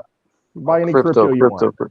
Like in Any the crypto. present day, right Yeah, now. right now. You got Right $100. now, today. Any crypto, you take it in your possession right now. What are you buying right now before you go to bed? What do I buy? Oh, for fuck's sake! What do I buy? Keep it What up do I late. buy? $100. Yeah, $100. Well, for you only got to hold it for $100, 2 That'd years. be 4, right? You only got to hold it I for would- 2 years. I 2 would, years, I would. What's going to do well? I'll give you a funny answer, just for fuck's sake. All right. I'll buy $1 of each of the top 100 coins right now. All right. That's a good answer. I like What that. a waste. Yeah. I mean, you never know. Because, What a waste! I don't I mean, think no, it's you a know what? waste. There's just some of them are going to go 100 times, and so you're going to get your Yeah, $100 yeah, back on yeah, one. yeah. It's just But there's in a all lot up honesty, there that I don't like. But I'll tell you the honest answer. I'd probably buy $100 of Bitcoin because I think it's going to be the first mover. Yeah. And I got you. so that's probably what I would do. And Let it ride. but then again, you don't really know when the blocks fill up, and shit moves very quickly. That's a matter of 20 minutes, 30 minutes, and then shit it's $50 moves. for a transaction. What happened? Yeah, let's go to Litecoin. Wow, just did a 40x in a few hours. That's Yeah. pretty sweet. Yeah. So you never know. So I'd diversify that shit. I think the coins that Dave and I mentioned last night would still be my safest bet. Go watch the video from last night for the Steaks great show. ideas. Absolutely great show. Yeah, Yeah, if I y'all think- haven't watched it, y'all go watch it. It's Got Steak episode 2. So yeah, we said quite a bit in there. Yeah, Yeah, very, very good show. We got proof of work coins, Bitcoin, Litecoin, DigiByte. We got ISO 2022 coins, which become mandatory by March next year as well, which is like the HBAR, the XRP, the XDC, the Stellar, a few more. And then you got the whole residual income thing that Dave mentioned with Tezos, Cardano possibly, XPRT, and Cosmos. And then you got like the intellectual property rights, which again, you come a little bit to Cosmos or Compound, and you get Veritasium, and you get Bitcoin Satoshi Vision. And then you get like compliance and true Web3. I would argue next to Freefold, we could probably also mention Filecoin, possibly, or Stacks, which are interesting projects. In my humble opinion, I think the only interesting projects out there. And then you get maybe into Pillar. We didn't really touch on that neither. And if we go into Web3 and compliance, you probably go to Dent for telecommunications, and maybe we go a little bit into Theta for XR, VR. And then there's the whole AI angle. How about Potcoin? How about what? Potcoin. Yeah, You mean Ben maybe coin we should maybe we should ask Josiah that next week. A little pot coin. or Ben token, whatever that was? Ben token. Oh, we can talk about that later. Yeah. Yeah, Well, you know what? it, You mentioned some oldies that I have from 17 that I bought in 17, and as Dave said, I talk to him all the time, and I'm always like, oh, I'm going to move this, and I never move anything, but I'm just holding on to what I have. But you know what? Maybe well, some of these old there's coins also do like come the back around. exchanges, like I think the exchanges that are gonna die out and blow up are interesting. Like I think LCX is still a very interesting exchange. Everyone, of course, thinks about Coinbase. I still think LCX is. Here's a fun fact about LCX. The people coding the backend for LCX used to work for the same Indian company that used to code the Indian CBDC digital identity system, Aadhaar. So there's that connection for the WEF and United Nations, if you want it. Little And nugget. it's also and if you want to be a compliant exchange in the US, you have to be both certified by this SEC and the CFTC. Now, well, right now, if you become a new exchange, you can only, because of the court case for Ripple, you can only do it by being compliant to the CFTC. But you're no longer able to do it by being compliant with the SEC because the SEC no longer has the jurisdiction, but you do need it. So like you can't really register as a new exchange right now. Well, guess what? LCX settled with the SEC because they settled for the SEC versus Wahi. So they're actually approved by the SEC. They're approved as wow. a security, but they're passed. That's So an if they get interesting on thing. board with, You yeah, it say is. that, because And it also, and the interesting thing about it, that all the fucking superstar lawyers, no one's mentioning it because no one gives a fuck. No one's paying attention. It's just I saw just yesterday, I think it was, that Kraken, the exchange, they settled for like $8 million or something with the SEC. Bittrex left. And they're going to be offering stocks, tokenized stocks on their exchange. They're a crypto exchange. So it was very interesting to me. That's like, okay, we paid our blood money. We settled with the SEC. We're good now. You guys got your envelope full of money. And now you see them saying, we're going to start doing tokenized stocks, on our exchange too. Interesting. It's like you got to kind of play the game to get. Well, what I want to say authorized. with the LCX angle is that if the CFTC approves them, they're the only exchange in the US next to Coinbase. But the thing is that LCX actually is the only exchange that can also tap into the EU and Swiss banking market. Yeah, which is which means it's the only exchange that's globally compliant. Fun fact, it's also the only exchange that is sponsored or at least a partner of the WEF. Fun fact, the owner of the exchange, Monty Metzger, has actually been a member and a speaker for the WEF for the past 10 years and also pays a visit to Davos. So it's like, those aren't really small fries. And the only exchange that was also a partner of the WEF was FTX. Well, they're no longer here, of course. So, and then, the only other program that I see on there is XRP. And we touched on that too, that I think, eventually Web3 and ISO 2022 coins, the hilarity is that they both become like the compliance regulation, both from MiCA and ISO 2022 are on the same date. They become mandatory at the same date.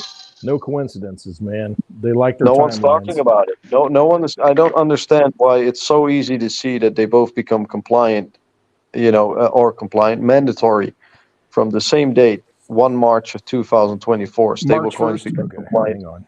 Yeah, ISO 2. And then that's through the Bank of England, by the way.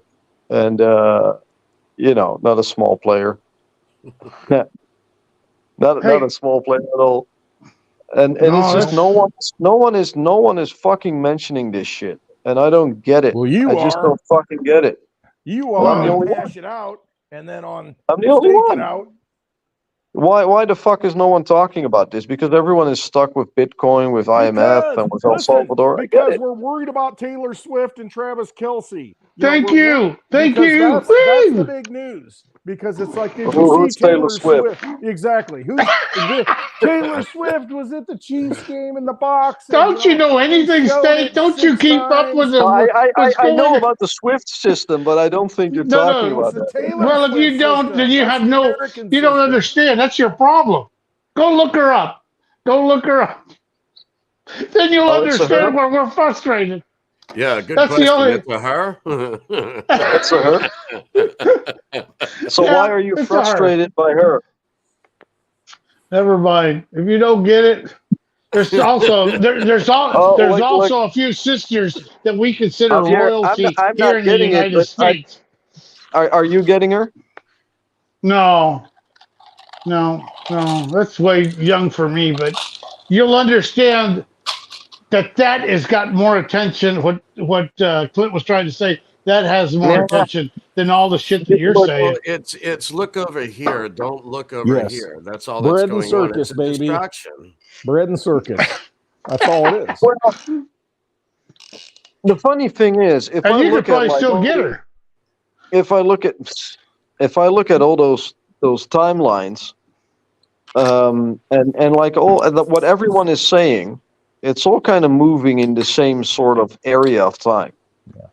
It's like, we could be off a little bit with a week here or a week there because government sometimes fucks shit up and it gets a little bit later, and Interpol isn't ready to enforce shit, so the crooks still go along with their schemes even though the law is mandatory. I mean, all that sort of shit can happen, obviously. So it doesn't have to be like just the 1st of March, but I think it'll be that's March probably- 10th. I'm on record. It'll be March 10th. Let me ask you Yeah, this I know. one. That'll- 1.5 weeks, maybe, Yeah, but like March 10th. the thing is, we seen. I'm gonna say a few things. We seen Cliff High saying, with you got like 3 months I just before say this April tornado Fool's Day, works. April 1st, April Fool's Day. Maybe, but look, if stable coins, it's very simple. If stable coins have to be mandatory compliant by March next year, Right. then it's bye-bye exchanges and bye-bye stable coins, and it's bye-bye Bitcoin price. I mean, everyone is going fucking down. Like, all the shorts and all the longs will probably get wiped out immediately. Yeah, look at this. He's ready. You know what, Stig? Let me ask you this. What about Fucking government shutdown on October Fucking 1st hell. here in the United States? Look, that's what happens to- when you drink that whiskey shit. That's why I don't drink whiskey, because I don't wear pink Well, hats. I wear a pink Is it- bandana maybe, but not a pink cowboy hat. That's just Well- not right. Now tip it. No, Tip it Steak, good. I was gonna ask you, what do you know? Is this what they mean with being a Dallas Cowboy? Yes. Yes. Yes. No, not from Dallas. I Dallas think that's from Cowgirls. that's a Illinois cowboy or something. I don't know what. Yeah. Let me to ask you this, Ryan, Steak, in all seriousness, before you leave. What about our government shutdown? Is that just bullshit again? Or? Fuck, I sure. know. I think they're probably always going to push that narrative in order to stay relevant. I don't know. It's just. I think next year is going to be painful and brutal. I do too. I think next year is going to be. I think next year is going to be blood on the street. Might also already be like the end of this year, like a little bit of shortcut on the taxes. But I We're think starting to see it. yeah, probably like after Christmas, we're probably going to get fucked. Happy New Year. And I really think 2024 is going to start with a bang on January. I think they're not going to wait. I think shit's going to crash. Like we're probably going to see a rise of interest rates. Shit's going to get fucked. We're going to see laws becoming mandatory. Old systems are going to get shut down. Exchanges getting fucked, see stable that. coins getting fucked, shorts and longs getting fucked, commodities going down. All of a sudden, these guys in gold say, see, I was right. Bitcoin is fucked. People get anxious and, they start selling their shit, or they have to sell their shit, and exchanges get bought up by institutional investors.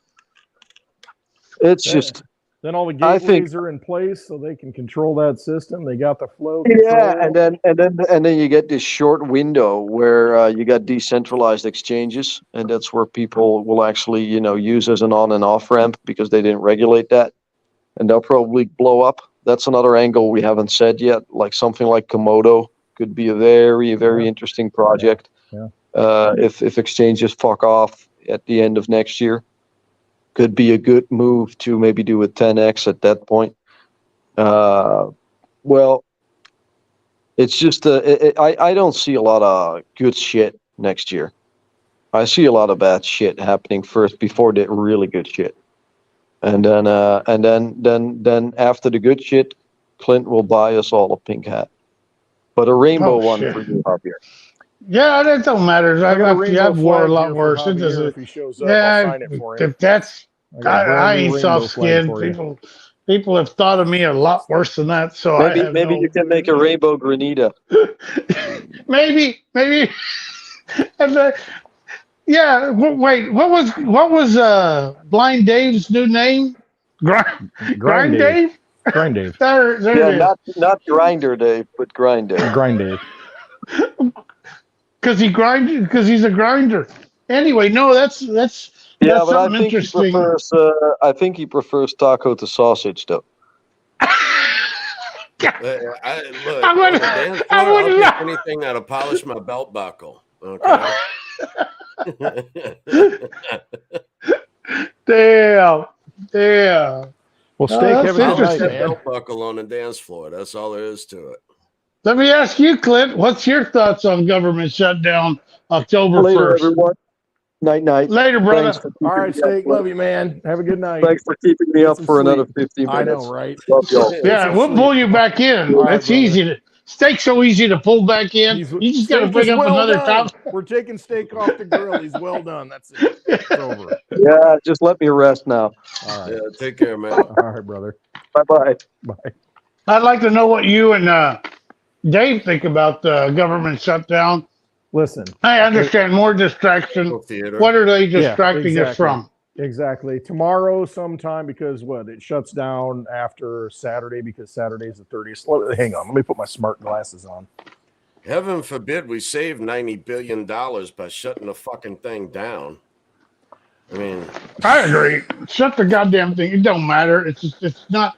Hey, It's you're an not illusion going to anyway. go all to the they're national gonna do, all they're parks. doing is just proving that they have a spending problem. Oh, Exactly. and just real quick, this came across a while ago, but to Ryan O'Neill, I did mention Theta. I even mentioned T Fuel and T Drop, and I did mention Theta in that group.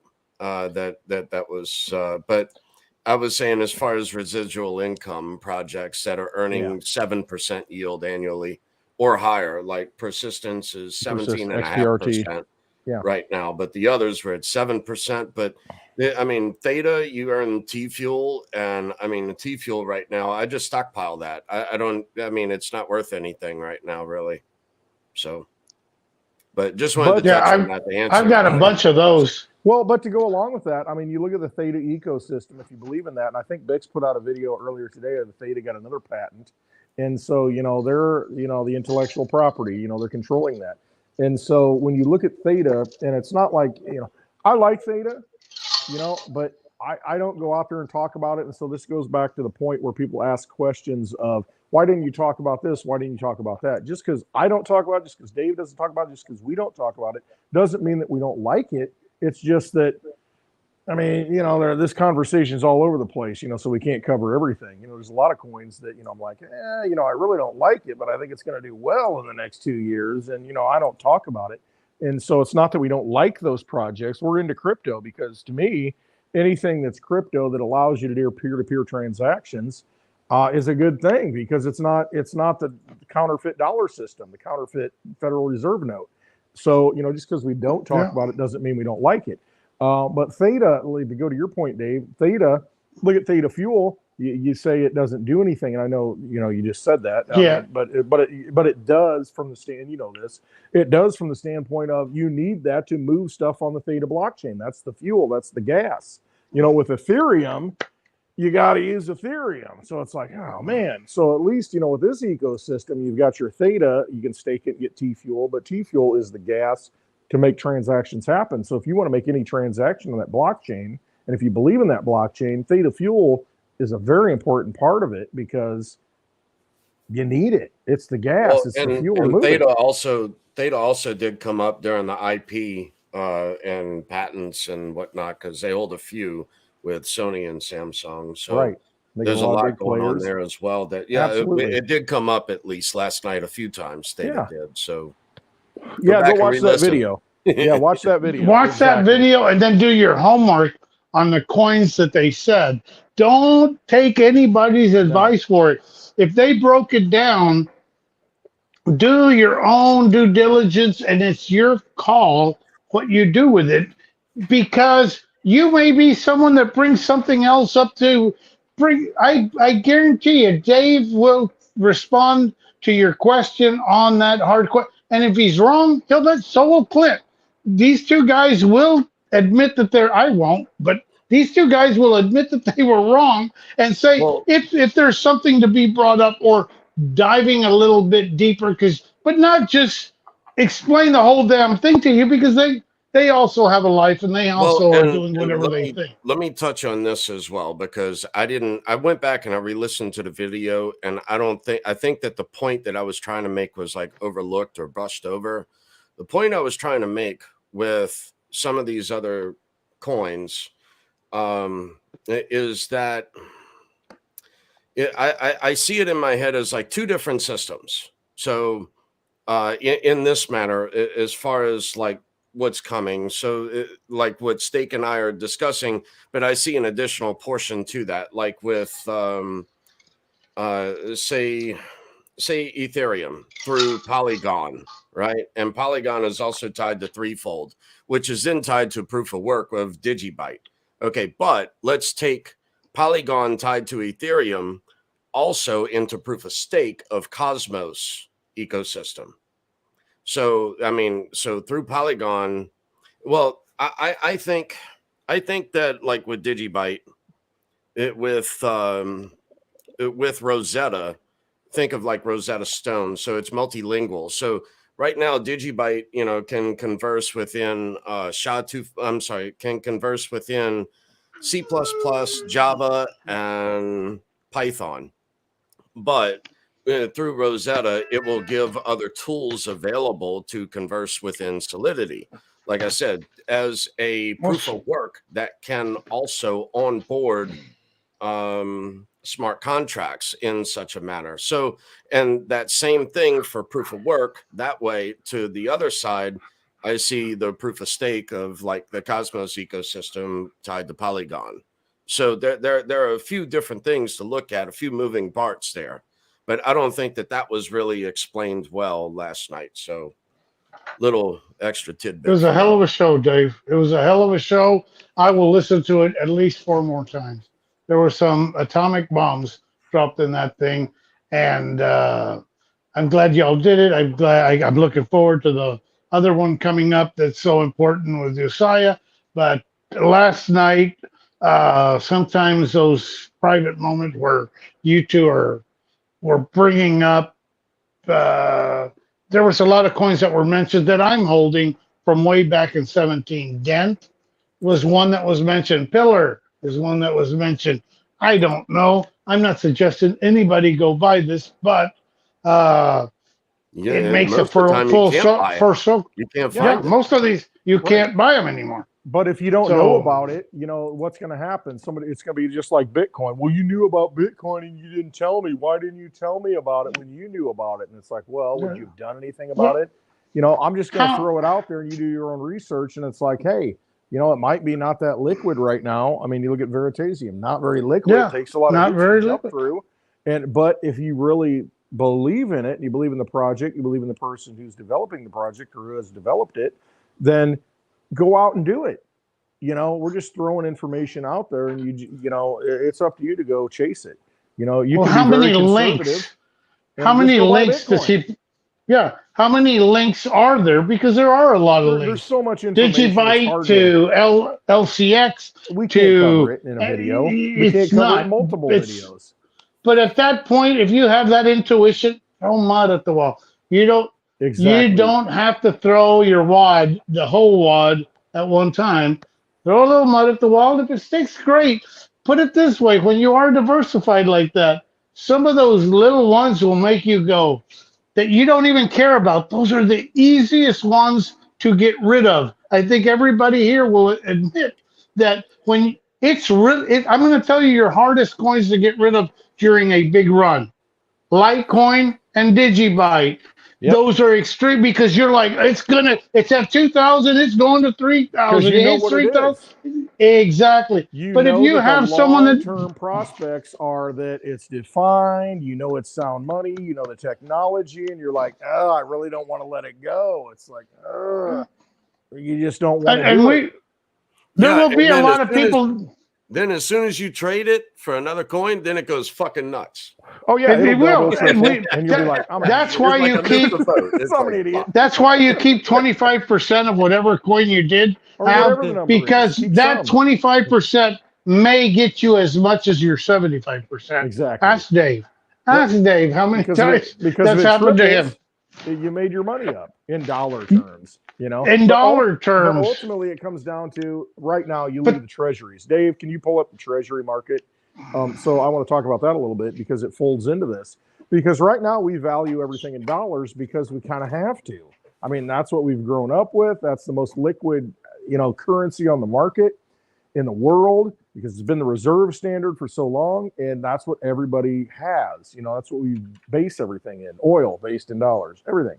And so when you look at the treasury market right now, and I have a point, the treasury market, are the you bonds, saying the debt clock, or are you the saying bonds, like the 10-year, 30-year? Yes, the 2, 10, those markets. Yeah. Pull those up and you'll see what's happening because that's something that we need to pay attention to because that underpins everything, the bond market.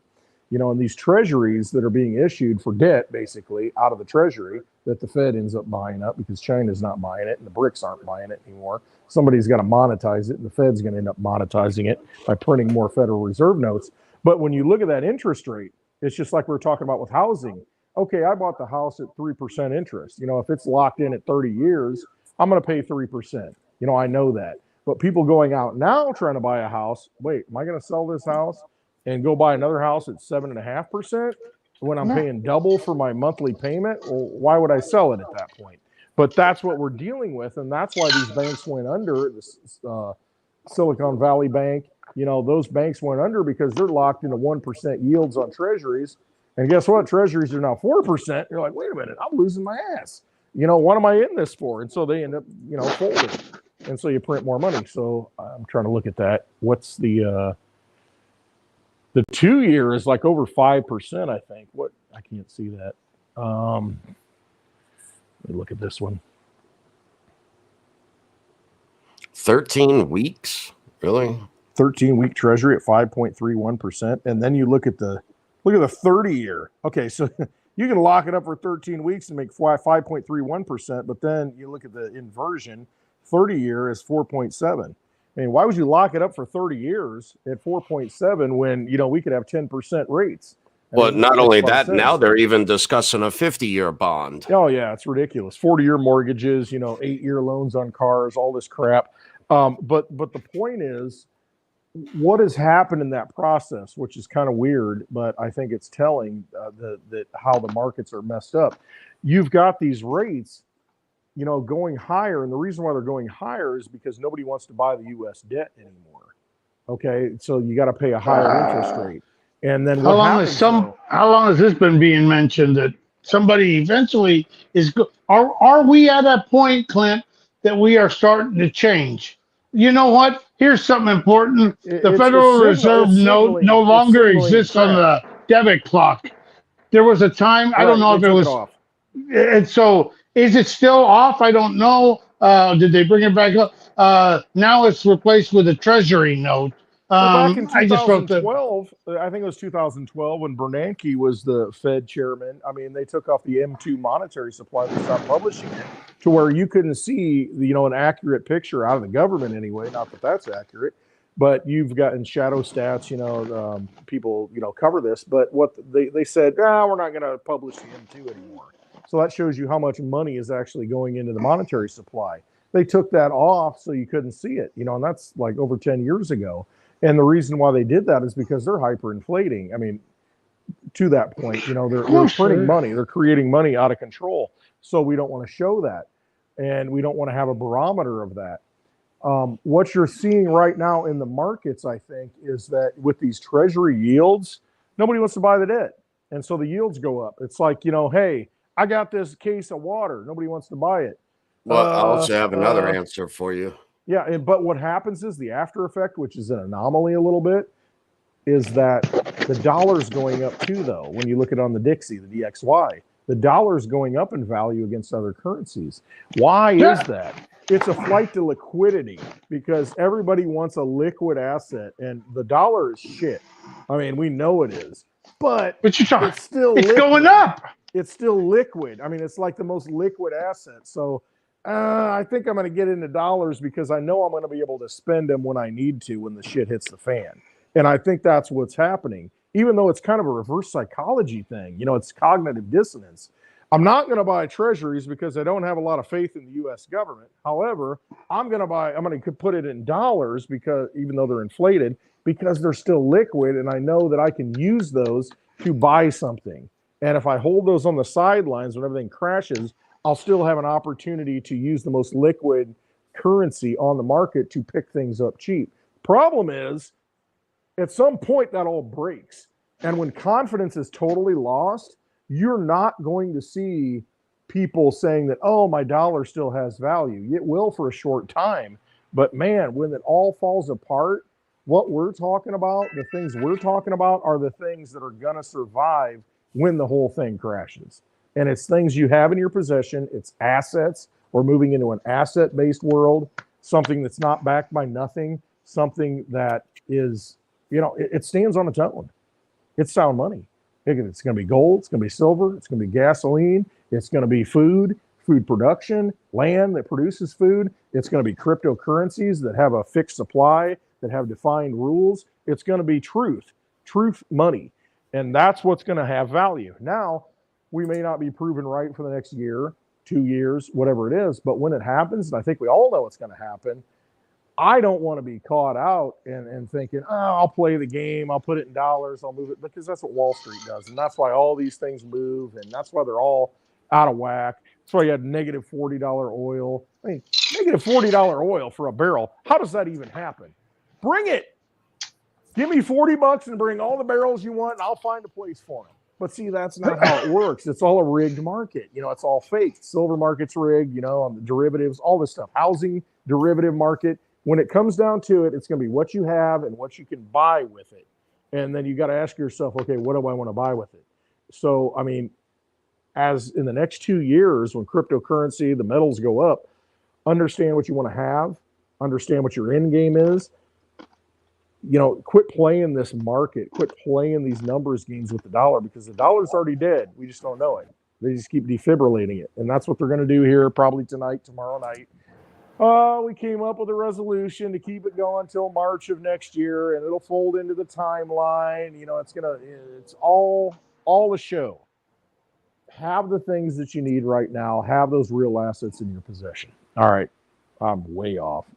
Circling tangents. That's good. No, you explained it well, Clint. You have a way of letting people know that, because to bring it up, this shit that I'm seeing on the side is it's all a bunch of crap to me. I've just gotten to the point I don't know how to read it, and I don't think it really matters. Here's an example, Javier. You deal with real people. You've always dealt with real people, boots on the ground. What has value, what doesn't have value. They're going to pay you for things of value. You don't offer something of value, they're going to go somewhere else. That's what it is.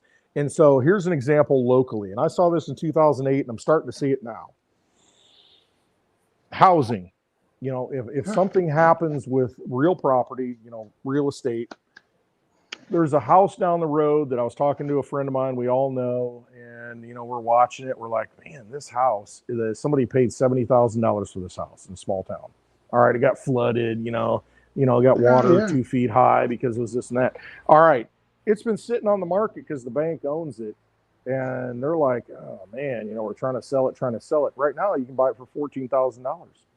I bet you can buy it for $10,000. Then you start thinking, I bet you can. $10,000, I got a piece of land and a house. Yeah, I got to fix it up a little bit, but I got a place to live, a roof over my head, and at some point, the real value of things and what it takes to buy those things. Yes. I mean, right now, people are saying, understanding that value. for $250,000. That's the thing you see on the mainstream news. Oh my gosh, $250,000 is, you got to pay that for a house, and it's like, But that it's not an asset until it's paid for. And here's the thing on that house: it doesn't mean go ahead and buy. If you got a 30-year loan. People go, well, I don't like it. Well, go ahead and go buy a piece of property and run electric to it. Go run water to it, or go do a well on it. Utilities alone. Thank you. And the property, it's idiot proof. I had heard something about that from Dave, and yeah, it's idiot proof if you want to live there, for an investment or further, because this is cyclical. Like Dave says, everything's cyclical. Yep, eventually it'll swing the other damn way. Yep. It will swing. And people will go, yeah, but it's not a mansion. No, who cares? But you know what? I have a house over my head, and I don't live in a shoebox. And guess what? Even if you don't live there, in my area, it doesn't matter. You might have, you look at these lots in California with a shack on it, and they're $400,000 because of location. Well, I'll tell you what, location here is, you got black dirt. If you've got, black dirt, if you got a 50 by 50 yard, you can grow your food, and you can have a roadside stand and sell all the food you want. You can produce as much as you want out of that ground. It's a productive piece of property. Well, I would like to share something here that I just happened to stumble across, really. On the screen right here, where my mouse is moving, you can see the medium new house right now is 430,000. Back in the Y2K, it was 167,000. But yet a car was worth 52,000 right now, and back in Y2K was 22.5. So instead of valuing from one asset into another in the dollar, look at the percentage. So here the car is 22,000 times 2, so that's a double. But yet in housing is 3 times. Yeah. Just figure 150,000 times 3 is 450. So that's the way I'm looking at it. So right now, housing is overvalued compared to automobiles. Or the cars are undervalued, one way or the other. Right. And that's the way you need to learn to look at different assets, not just the dollar value. Yes, exactly. It's like, can I get more, of this for what I have? I look at Litecoin and silver. I look at that a lot because I think they're very similar. And, I remember in June of 2022, I looked at Litecoin and I said, man, this thing's hitting the bottom. It's like $45. It dropped down to like 40. It wicked down to 40, but it was consistently for a couple of days at $45. Well, at the time, silver was like $22. And I said, listen, I can take 2 ounces of silver and get 1 Litecoin. And I remember not that long ago to where I could take 1 Litecoin and get 10 ounces of silver. That's like a 5X, on the silver. And so, if you look at the assets, and if you're willing to hold those assets because they're not garbage, derivatives, they're not, mortgage-backed securities that are going to go to zero, like we see in The Big Short. No, if you're holding an asset, it doesn't matter what it is. If it can't go to zero, because crypto's not going to go to zero, precious metals aren't going to go to zero, real estate's not going to go to zero. If you realize what those assets are and you see that they're out of whack like that, that's how you can transfer wealth into things that have value. And then you're like, wait a minute, housing's way up. And I had the conversation with a guy I worked with back in 2005. They wanted me to move to Florida in 2005. I said, you're effing nuts. I am not going down there and buying a property because it is way undervalued. Oh, it's the best time to buy. There's only so much land, all the excuses, all this, blah, blah, blah. And, this guy bought a house for like, $350,000. It's worth over $1 million, 3 times what he paid for it. 5 years later, 6 years later, He's feeling rich, wealthy. Oh, you got to buy in Florida. It's the best place. Well, then it crashed. Crashed back to what he paid for it. Well, now it's back up again. And at that time, you refinance and you harvest your equity, and then you can't pay And the do mortgage, something- and you lose the entire thing. Exactly. And so he's still paying on it, and he's 70 years old. And it's like, you don't own anything. I mean, you should have taken and put it into something else that was undervalued. I told him at the time, I said, sell that son of a bitch and move somewhere else. Where am I going to go? Go somewhere else. Sell it, sit on the sidelines, do something, put it in an asset that's going to grow, that's undervalued. And I mean, and that's how you got to play the game. You cannot play it on the dollars because there's all these malformations, there's malinvestments, and all these things that are out of whack. When you find the things that are out of whack, you realize that, okay, if I can take this and get 5 times as many of this that I could have last year, those are the kind of trades you got to look at. And I mean, and that's just, I mean, that's how I look at it. But, you don't want to trade into something like, a coin that just got created yesterday that's got 420 trillion of them.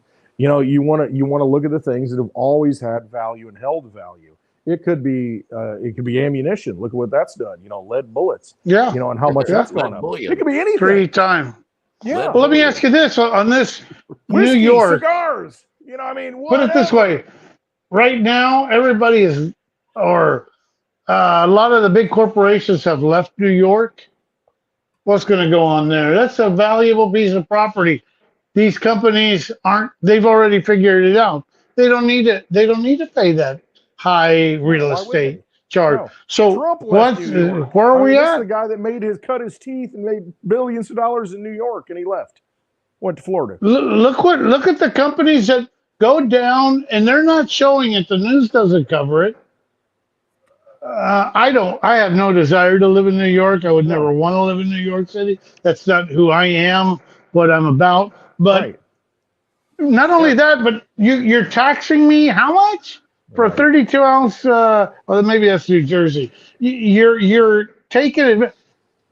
I understand value. That's not a value that I unless everything goes back to New York, and I don't know that it will when you've knocked out some of the biggest corporations out of there that have no need to go back. They'll go somewhere almost else. Almost as bad as California. They'll go to Florida. They'll go to different places where it's, hey, you know what? I get more bang for my buck. Where I get a tax advantage. There's more seniors. Why wouldn't I live in Florida? Got a friendly government. Well, there was taking care of the people here. There was a billionaire who left New York, and the municipalities were not able, because of the loss of revenue of tax dollars from this one billionaire leaving. They were not solvent, and it's like, and now they're trying to penalize people from moving out. Same thing in Illinois California. tried to do that. Illinois tried to do that, to where they floated, if you leave Illinois and you sell your house, we're going to have an exit tax. I mean, they haven't done it, but really, this is unbelievable. Oh yeah, and because welcome to the USSA. They built an unsustainable system, and they're trying to maintain that system, and it's not going to work. It's just not. It's not California. Work. I saw Gladden on here. California, get the hell out of there. You could run those marathons anywhere. Maybe fly yourself in there. But to me, California is one of those other spots. And I don't mean to shit all over the liberal places, but I'm shitting all over the liberal places because of it. Well, look, I agree with them. Save the whales, save the birds. Feed the animals, feed the hungry. Look, in the end, how the fuck we gonna pay for it? That's my only question. Right. Well, you can't eliminate. Well, they keep eliminating the middle class, and the United States, as I've said this plenty of times before, there was a hell of a documentary. The United States has never been stronger than when the middle class was the strongest. We are running out of middle class. Yeah. You know why? What's the average house and what's the average price that people make? There was a time that two professionals, I mean, two people that were working, for instance, at the mail place, and could have made it. Yeah, they now two people. Now you can't even make it two people. Now you got to get two families into one house. It's It doesn't work. And if you don't understand that, well, then you better go hippie. You better be But okay accepting Javier, that. listen, we need one bathroom for every bedroom. We need a guest Yeah. bathroom in the hall. We need this. We need this. We need an iPad in every room. We need a TV in every room. And so you've got all these things that you think you need when ultimately it comes down to what do you really need? What's important? Because all of those come with baggage. It's just like, I got a mower. I blew out the tire. I couldn't believe it. The tire on the mower cost $130 this week. $130 for a tire, like this big.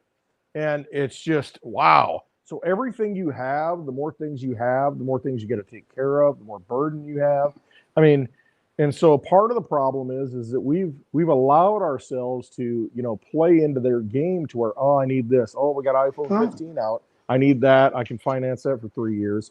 Oh, I need this. And it's just, they've gotten us to play in the vampire casino thinking that we need to keep playing in that. And I mean, at some point, I know people around here to where they do. They live on the same property. Hey, this guy's got a cabin. The kid's got this, and they live on the same property, and they do, but they do it by choice. An RV, sure. Yeah, because they do it by choice. And unfortunately, some people aren't doing it by choice because they can't afford to live anywhere else. Well, you know what's captured us, Clint? That thing that we're talking into right now. Absolutely. That's what's captured, because we can't put it this way. I told Dave, we talked about it the other day when I was on a long walk, and I said, Dave, I know heroin addicts that will give up heroin, but they won't give up their phone. They may say they'll give up their phone. I know people on all kinds of drugs, they ain't giving up their phone. No. They'll give up the heroin. They'll give up any vice, alcohol, cigar, whatever tobacco, one of the hardest. They will not give up their phones. And they've got us. Does it take us, or is there a new system that we don't have to be relied on? Does the new system give us back our privacy to where we're not followed, or here's where I see it breaking. We have to break this thing. There's so much that has to be broken so we could go into a fair system, because this damn thing that we're on right now, organization. How long before they clip our balls? Yeah, and you know what? I think we have a fair system now, and that's why I resonate with crypto. And I'm a grassroots guy. Crypto at first for me was like, I don't know, man. I don't know if I want to depend on this and think it's going to work. But I understand that in order for the tyranny to work, the digital system has to work, because that's how they enslave us, through the digital system. So, hey, guess what? If we have digital money that's defined, that we can get our hands on, that they're trying to keep us away from, they're trying to scare us out of, especially right now, if you have those tools, as long as their tyranny works, you've got an opt out. You've got an ability to do that. And that's the way I look at it. Let me ask you this. Can we fix the whole system? We're talking globally, for all of humanity. Can we fix it? No, I think there has to be a crack. I think there has to be a break to wake people up. We're already awake. A lot of us are already awake. We realize, okay, we're going to do what we're going to do, and we're going to figure out ways. I'll get an RV. I'll travel here. I won't have residency. No. I won't have jurisdiction over me because I don't have a home. I don't have an address. So how do you sue me? You know what I mean? You can do those things now. It's a lot of work. It's a lot of effort. And so we're looking at it because from a benevolent standpoint of, hey, we want humanity to survive. We want the ideal of America to survive. Because ultimately, we can back out and say, all right, fine. We'll find pockets of freedom. We'll come together as a community. We'll figure it out. But for the masses, there's got to be a lot of pain so that they wake up, because they're not waking up. How easy is it for you? How easy is it for us to throw off the system if I go and I trade my phone with you, and you trade it with Litecoin Lisa, and Litecoin Lisa traces with Blind Dave. Blind Dave throws his phone all the way to stake. Do we screw up the system by not only being on it and not being controlled? And I don't know if this is even a possibility, but I'm always looking for that. I don't need this phone besides for this. This is the way I get my information for my crypto, which it's my hobby and I enjoy. The people that call me, I could care. They write me a letter, dude. I don't care. I don't need that sudden information. What I do know is that can I go to the library and throw this shit off?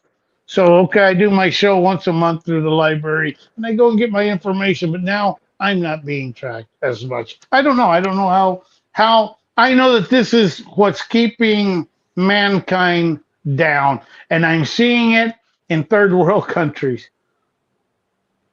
You see it, like you said, the bum on the street wants their phone, and the government gives it to them. I mean, Yeah, you know, why even in not? San Francisco, they Bread got and circus. programs, these cities. Exactly. That's exactly what it is, Dave. I mean, it's just a repeat of history. It's just that we've got more tools to give, you know, there's more bread and there's more circus. And so, For the glory of Rome.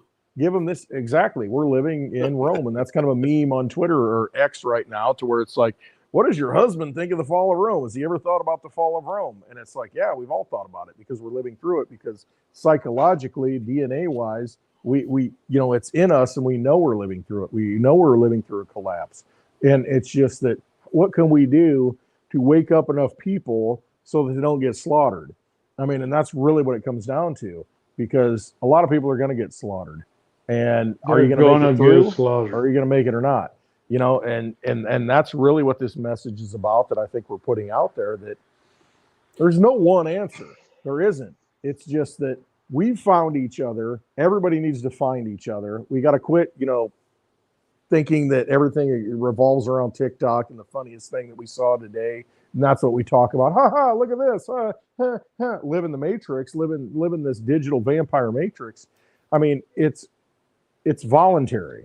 We can volunteer into it, or we can say, okay, I'll participate into it, and then I'm stepping out of it. I'm not going to let it enslave me. I'm going to use it for what I can use it for, just like we're using it right now. But ultimately, it comes down to, you got to live in the real world. You got to live with real stuff. And if you can get more real stuff to get yourself free, to where you don't have to participate and be enslaved by these people, that's what we need to do. And if crypto does that, silver does that, gold does that, you know, you got to know who you are as a human being, rather than giving yourself up into a Borg, you know, the Black Mirror scenario. Let me ask you this, Clip. You know that a bunch of different, or Dave, there used to be some kind of stuff that if we had an MRP, it wouldn't affect any of your electronics. Is that what we do? We shut down our phones, we wrap it, and then when we want to, we only use it at our house. And when we're away, nobody knows my business. No, I don't. No. I don't look at it that way. I know that they listen to everything that you do, everything that you know, everything we do, they know. I mean, there's too much technology. You can't escape it. And so it comes down to, enough people have to realize that and say, all right, I'll use it, but I'm not going to live it. I'm not going to participate in it, because they will roll out a CBDC. They will roll out digital enslavement. And I brought this up in a video I made earlier this week, to where DeSantis in Florida, I'm against the CBDC, and as president, you know, I'm going to be against the CBDC. I'm not going to implement it. Congress has said the same thing. Florida, you know, will that get through? I don't know. But Florida, you can, as a state, say, all right, we're breaking free. We're not going to, CBDCs are illegal in Florida. Well, you got an older population down there that depends on Social Security checks, pension payouts. If the government comes in and says, hey, it's all CBDC based, it's all rolling through that. And they've done it already with direct deposit. You don't get a check anymore. It's digital. So they're going to just say, oh, flip a switch and say, well, it's the same thing. It's just now this called this. And guess what? Well, it's a CBDC check, you know, in CBDCs coming from the government for your pension. Is it now illegal to get that in Florida? So the whole system, the whole matrix, until you break free from that and you're not dependent on it anymore, and unfortunately so many people are dependent. How many people get SSI? How many people get Social Security? How many people, you know, get government pensions? I mean, and they control that. Until you can break free from that, and the question is, how do you do that? Until you can break free from that and exit that vampire casino, then you're not free. And will you ever be free? I don't know, but you're going to be freer. And so you got to look at it as, all right, so if I get $500,000 in my pension that I think I'm going to get, and it's going to get paid out over the course of my lifetime, Do you have another option? Do you have another alternative? Do you have a way to break free from that in a decentralized way like cryptocurrency? I mean, assets. Have assets you can control. So take that money that you have, put it in something, because we know it's going to fail and you're not going to get paid out. You're not going to be made whole. And, that one Litecoin, that one Bitcoin, that whatever 1,000 digibyte, whatever you have, when you do the math and when the rest of the population wakes up and realizes, holy crap, I can send this stuff any time of the day, 365 days a year, 366 days in a leap year next year. When you can do that kind of stuff peer to peer, like Satoshi, the vision was, when you have that ability to do that, to hold that wealth, to hold that energy in your possession and trade and barter and deal with people at a community level, when you have that opportunity and you have that, when the whole thing falls, what's the price of that? How valuable is that? What is it worth when it works? Exactly. What's the water in the desert worth when you're thirsting to death and there's only one place to get the water, and that guy's got the water?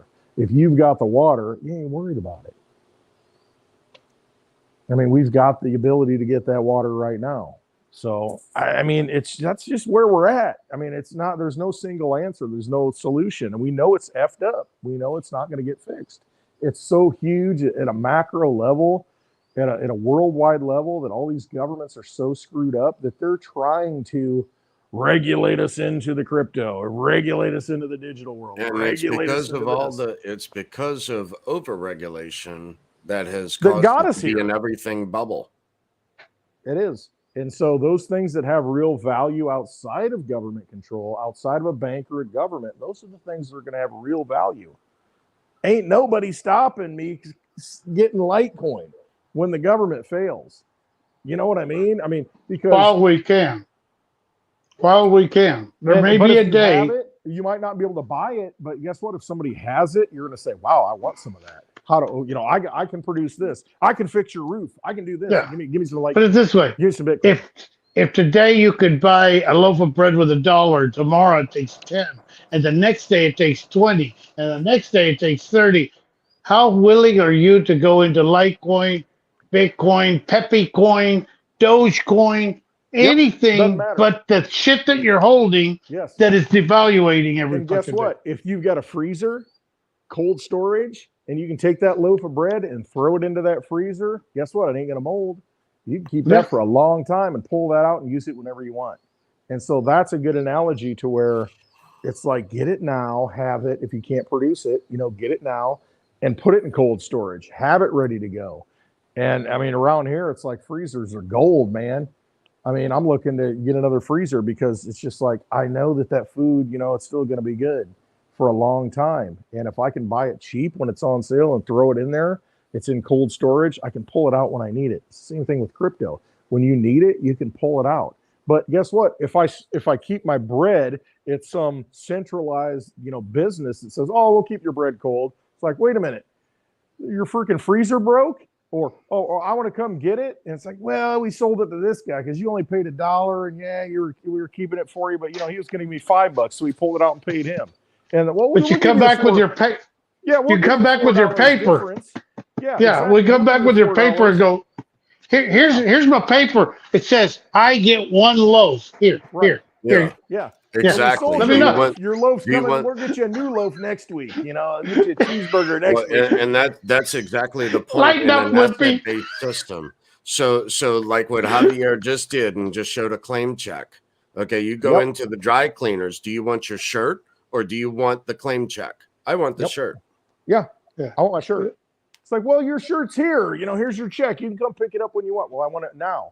Well, come back next week, and we might have your shirt, but right now we can't produce it because it's in the back, The Seinfeld episode about that, At 500 to 1 in derivatives, right? Yeah, we sold your shirt because we got more money for it. Yeah, why not? Well, you don't instead of 1. What is it that they say is possession is 9/10 of the law? You understand? Exactly. Because put it this way, as you're trying to get your loaf, Clint, I'm doing this. Yeah, he's chomping on his loaf. I'm eating it and then going, oh, it is yours. Here's your little bitty loaf left. And see, I'm sorry, you were right. Right. That's the whole thing. And it's like, when you need to eat, when you need money, if you don't have the money, you're at the mercy of someone giving you that money. And that's what they want with this whole system, this whole digital CBDC system.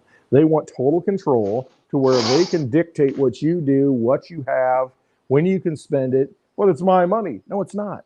You're playing in a casino. Go to Vegas, get your poker chips. Look at a stack of chips I have. They don't have to cash it out. Huh. They can take you to the basement and say, well, we got you on camera, talking to this person is a little suspect. We know he's a legitimate, gambling thief. And you bought him a drink or something, not knowing that you did. And they're gonna say, well, we're not gonna release your funds. And I mean, and that's the game that we're playing right now. But if you have it and you're not playing in the casino, and guess what? You got your bread over here in the freezer. You can take the bread out. 5 minutes. Nobody knows. Yeah, nobody knows. It ain't anybody's business. While everybody's at the soup kitchen and soup line a mile long, you're sitting at home enjoying your rice and beans. And rice and beans never taste better. Yeah, exactly. You got a little salt to go on it, a little pepper. Hey, I'm golden, baby. Garlic, I'm golden. Crystal's hot sauce, dude. You're practically in Louisiana. I know, and that New York City. Yeah. So that's where we're at, though. I mean, it's an asset-based economy. Why do you think the BRICS are doing what they're doing? Because they're looking at real assets. They want to trade, in oil. They want to trade in gold. They want to trade in real things. And we've got to realize that's where we are in society. It's not a just-in-time delivery system like they promised us that everything's going to be on the shelves. Go look at the shelves in your grocery store. Are they there? And if they are, look how much it costs you. If you'd bought it 6 months ago, you would have been better off. We would have been better off right now. Yep. It is, like I said, but it takes work. I have the money, but it's just, I'm like, really? I'm carrying it $170, and I'm like, I know. But this is it? But see, it takes work because you got to buy the freezer and be prepared. I mean, then you can put it in cold storage. And so many people don't prepare because they think things are going to continue along as they do. I mean, is your pension going to be there? Probably not. You can make all the deals you want as the UAW and say, son of a bitch, I got my 40% raise. I'm good to go. I got, my pension there. And guess what? Then they stop making the cars. And they say, well, we're going all electric. We don't need as many people. No, we're going to update our terms of service and our privacy. Exactly. Stuff. You need to click the link below, and really. Dude, oh yeah. You're giving up more and more of your own damn. Tell you what I'm gonna do. Here's the deal today. And, how come? And that's not all. We're gonna have this. Update my privacy stuff and all of this other kind of stuff. It's never in my benefit, right? Nope. What did you say, Dave, today about Chase Bank possibly going away? Well, I got an email a couple days ago that Chase is going to stop everything with crypto, and it's like, okay, well, maybe they're doing me a favor. Maybe they're doing you a favor. So if they cancel this, they screw up and they lose 3 accounts at their institution that. And possible future transactions and other entities even under the S corp. Yeah, because they're going to come back. They're going to want some Litecoin back, and they're going to realize they did that to me already. They did that to me a few months ago, and I'm a guy that's got very high credit score. All a banker is to me is a dressed up garbage man. I really don't give a shit. In my opinion, if they screw this up, it's just going to be an old Chinese saying, so sorry. Yeah, that's it. I'm gone. Yeah, pretty much. I mean, the garbage man does more work than the banker. He actually has to pick the stuff up and deal with the shit. But the banker, all they do is give you shit. Dude. The garbage man takes it away. Did I tell y'all what I did? It's been a little while now. It's a couple of months ago I did this. I'm in the bank, right? And I'm standing in line, and I'm waiting as a line at the lobby, and I'm hearing this guy. I don't know if this guy is their financial advisor, right? But like I said, dressed up garbage man, and I'm hearing this guy speak with this other person, and all I'm thinking is this guy must have just won. This person in this guy's office must have won the lottery or something, and this and that. And the guy is talking about, yeah, we'll put you in bonds and some mutual funds and different equities and trying to sound smart. And to me, he's like, who the fuck's buying bonds right now? I mean, really? You know, I did. So I'm standing in line. Look, I'm standing in line at the bank, and I said, buy Bitcoin.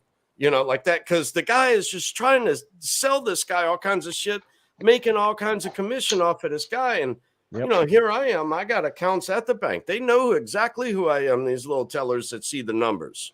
You know, it's like, you know, and here I even yelled it inside of Chase Bank. Inside of Chase Bank, I yelled it across the lobby. I said, buy Bitcoin. Exactly. You No, go in there with a buy Bitcoin. Hey, guys, just so you know, we're at 220. I'm game. I was giving the deuces when we hit 2 minutes, but y'all kept going, and it pretty good. So whatever. Yeah, considering I keep it closer to 2 hours because I mean it's it's a lot. No, I'll be. You know, I hear all of these other people on YouTube and stuff saying, you know, only do videos for 10 minutes, 20 minutes. Why? So that way I can do 2-hour videos and people can go work out and listen to this whenever they want to, or go fishing or cut grass and listen to it at your own fucking leisure. That's my point. I don't care about what the rest of everyone else is claiming. Right. It's like, and the reason why they do that, Dave, is so they can monetize it, because the optimal time is if you do like an 8 to 10 minute video. That's the attention span of most people. That's what they're going to watch, and that's what engages them. You put the graphic up. Goldfish. Exactly. You put the graphic up and say, "Look what they did today. Let me explain." You know, and they're like, "Oh shoot!" You know, you got a big nuclear bomb going off. You know, you got a Powell in the background. You know, and that's what they do because they're monetized, and that's what they're after. They're after the money. We ain't after the money. I mean, you know, ultimately, I mean, we're looking at making our lives better, but the thing is, it's about education. And you know, if you're sitting around and you're like, "Man, I need to listen to something. You know, I need to learn something."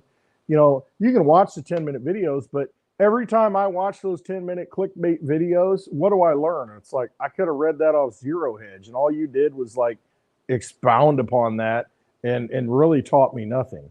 You got me to watch it, but what did I learn from it? You know, what changed my life because of it? And it's important to realize that, you know, we're coming from a humanity standpoint. We're coming from the standpoint of, we just want things to be better. And, you know, you can't explain that. And why didn't you talk about theta in this video? You know, I'm not knocking anybody, but it's like, there's so much to talk about that, you know, you can't boil it down to just, you know, a little bit. And so having the discussion, feeling the real emotion, feeling what we're all going through, because we're all going through it, you know, and tapping into humanity, tapping into that vibe is an important thing, because, you know, we're trying to get through this transition. We're trying to figure it out. We're trying to hash it out. We're trying to figure out what do we do to survive is really what it comes down to. Because, you know, we can look at it and say, hey, I got this house, I got 3 houses, I got this, I got rental property, I got, you know, whatever, I got money in the bank. Thing is, when it all falls and the whole thing goes to shit, does any of that matter? And so we're trying to position ourselves in a way to where we can survive the collapse, because that's where we're at. We came to this life at this time because we're experiencing a collapse. We're watching the dollar standard, you know, the thing that's the glorious dollar is king, watching it fall. So how do we survive? And if you've got your whole life invested in the dollar through a pension, whatever it is, in a dollar denominated asset, it could go, you know, 10% of what it's worth tomorrow, everything you have. And where does that leave you? I thought you were going to say, we're not after it for the money. And then you're going to go, no, we are. We are. No, it's all about the Lambo. And as we've seen in the last week, the Lambo don't matter, because when you make mistakes, I'm not scared. I'm not scared of you, Carlos. I'm not scared. You know, so you have those kind of videos, and it's just like you were talking about earlier, Javier, Miss Teen Crypto talked about, and she hits on this a lot, and she's only 20 years old, and it's like, be your own bank. Have possession of your stuff, whatever you work for, put it in your possession. I would rather trust myself, as flawed as I am and as many mistakes as I've made. I would trust myself, as much of a sinner and a screwed up person that I am. I would rather trust myself with my own energy and storing it up in my possession than giving it to Jamie Dimon, than giving it to Joe Biden, than giving it to these other people. Because I look at them and I'm like, oh, man, nope, no way. No way. Yeah, I'll you know what? I'll take You know what, I'll Clint? bet on That's myself before I bet Yeah. on anybody else. Well, and you know what? You're a pretty smart guy, so it's not a big risk. Imagine me. I'm betting on myself. That's dangerous. And I still bet on myself over Jamie Dimon. Exactly. I before I bet on the government. That's saying a lot, Clint. You know what? I'm gonna sign that damn pink hat of yours. That makes me feel good. No, but I mean, and that's what it comes down to. I mean, it's just like, yeah, we make mistakes because we're human beings. But the thing is, at least we're not trying to screw ourselves over intentionally. Yeah, we do exactly. But why are you betting on these people that are just criminals?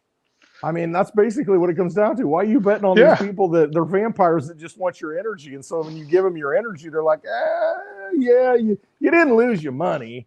You still got access to the CBDC, but you don't have. Well, you did lose your money. Gone. And it's gone. Anyway, guys, it's 2 hours 30. Like I said, it's up to me. 2.5 hours, guys. We got to wrap it up. But yeah, I did want to say something though about Miss Teen Crypto. She comes from good people. I know her father. So she had very good people.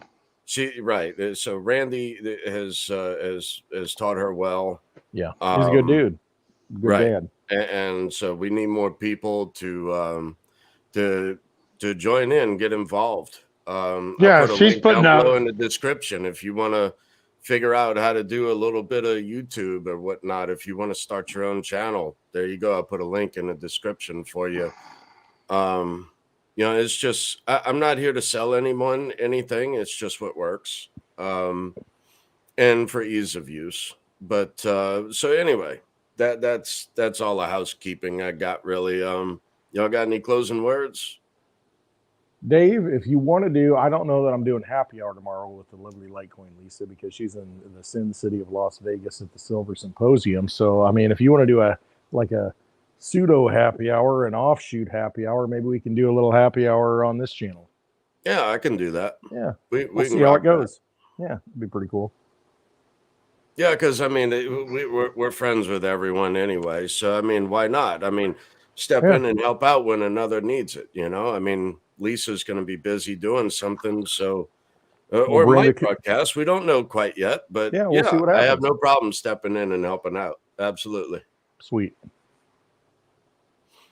Damn, good show again, guys. Yeah, trust yourself. All right, that's what it comes down to. Sorry, Dave, but trust yourself. I mean, trust your instincts, trust your gut. I mean, you are living this world. You're going through it. You may have other people who you're responsible for. Ultimately, you're responsible for yourself, and to give over your energy, to give over your life, everything that you produced in this world to someone else that constantly robs you and vampires you, don't do that. Just make your own decisions, do your own research, take the information that you're given and delve into it. If you think it's something that's going to benefit you, resonate with it. If it doesn't resonate with you, then don't do it. I mean, trust yourself. That's really what it comes down to. You are sovereign. You are in control of this life, this spirit, this body that you're in. Don't live with regrets. Don't sit back and say, I should have done something when I could have done something and I didn't do something. Don't be that person. That's a horrible life to live. Trust yourself. That's all I got. All right, guys. Well, I enjoyed it again. I want to thank y'all for stepping in. I want to thank everyone for tuning in. So this is just life. This is the crypto life. And this is what we do. So we're just trying to help out and educate. And if you got a question, please ask, because the only dumb question is one that is not asked. So anyway, another good show, guys. I love it. Love the shows that we do. So, and even going back and even listening to mistakes and how we can better improve, and like I mentioned in the video yesterday with Steak, if everyone would just take the time and unsubscribe, resubscribe, and hit the like button for me, just to see if we can figure out this algorithm thing, because that's what Rice does. And I've been looking at a few things, and I think Rice is on to something with that. So there's a lot of other stuff in the background that I see that doesn't make a lick of sense. So that's why I'm asking everyone to please unsubscribe, resubscribe, hit the like button, and share this information. Get it out there. So anyway, with that, that's all I got. Love y'all. Y'all go make it a day. Love you. Later.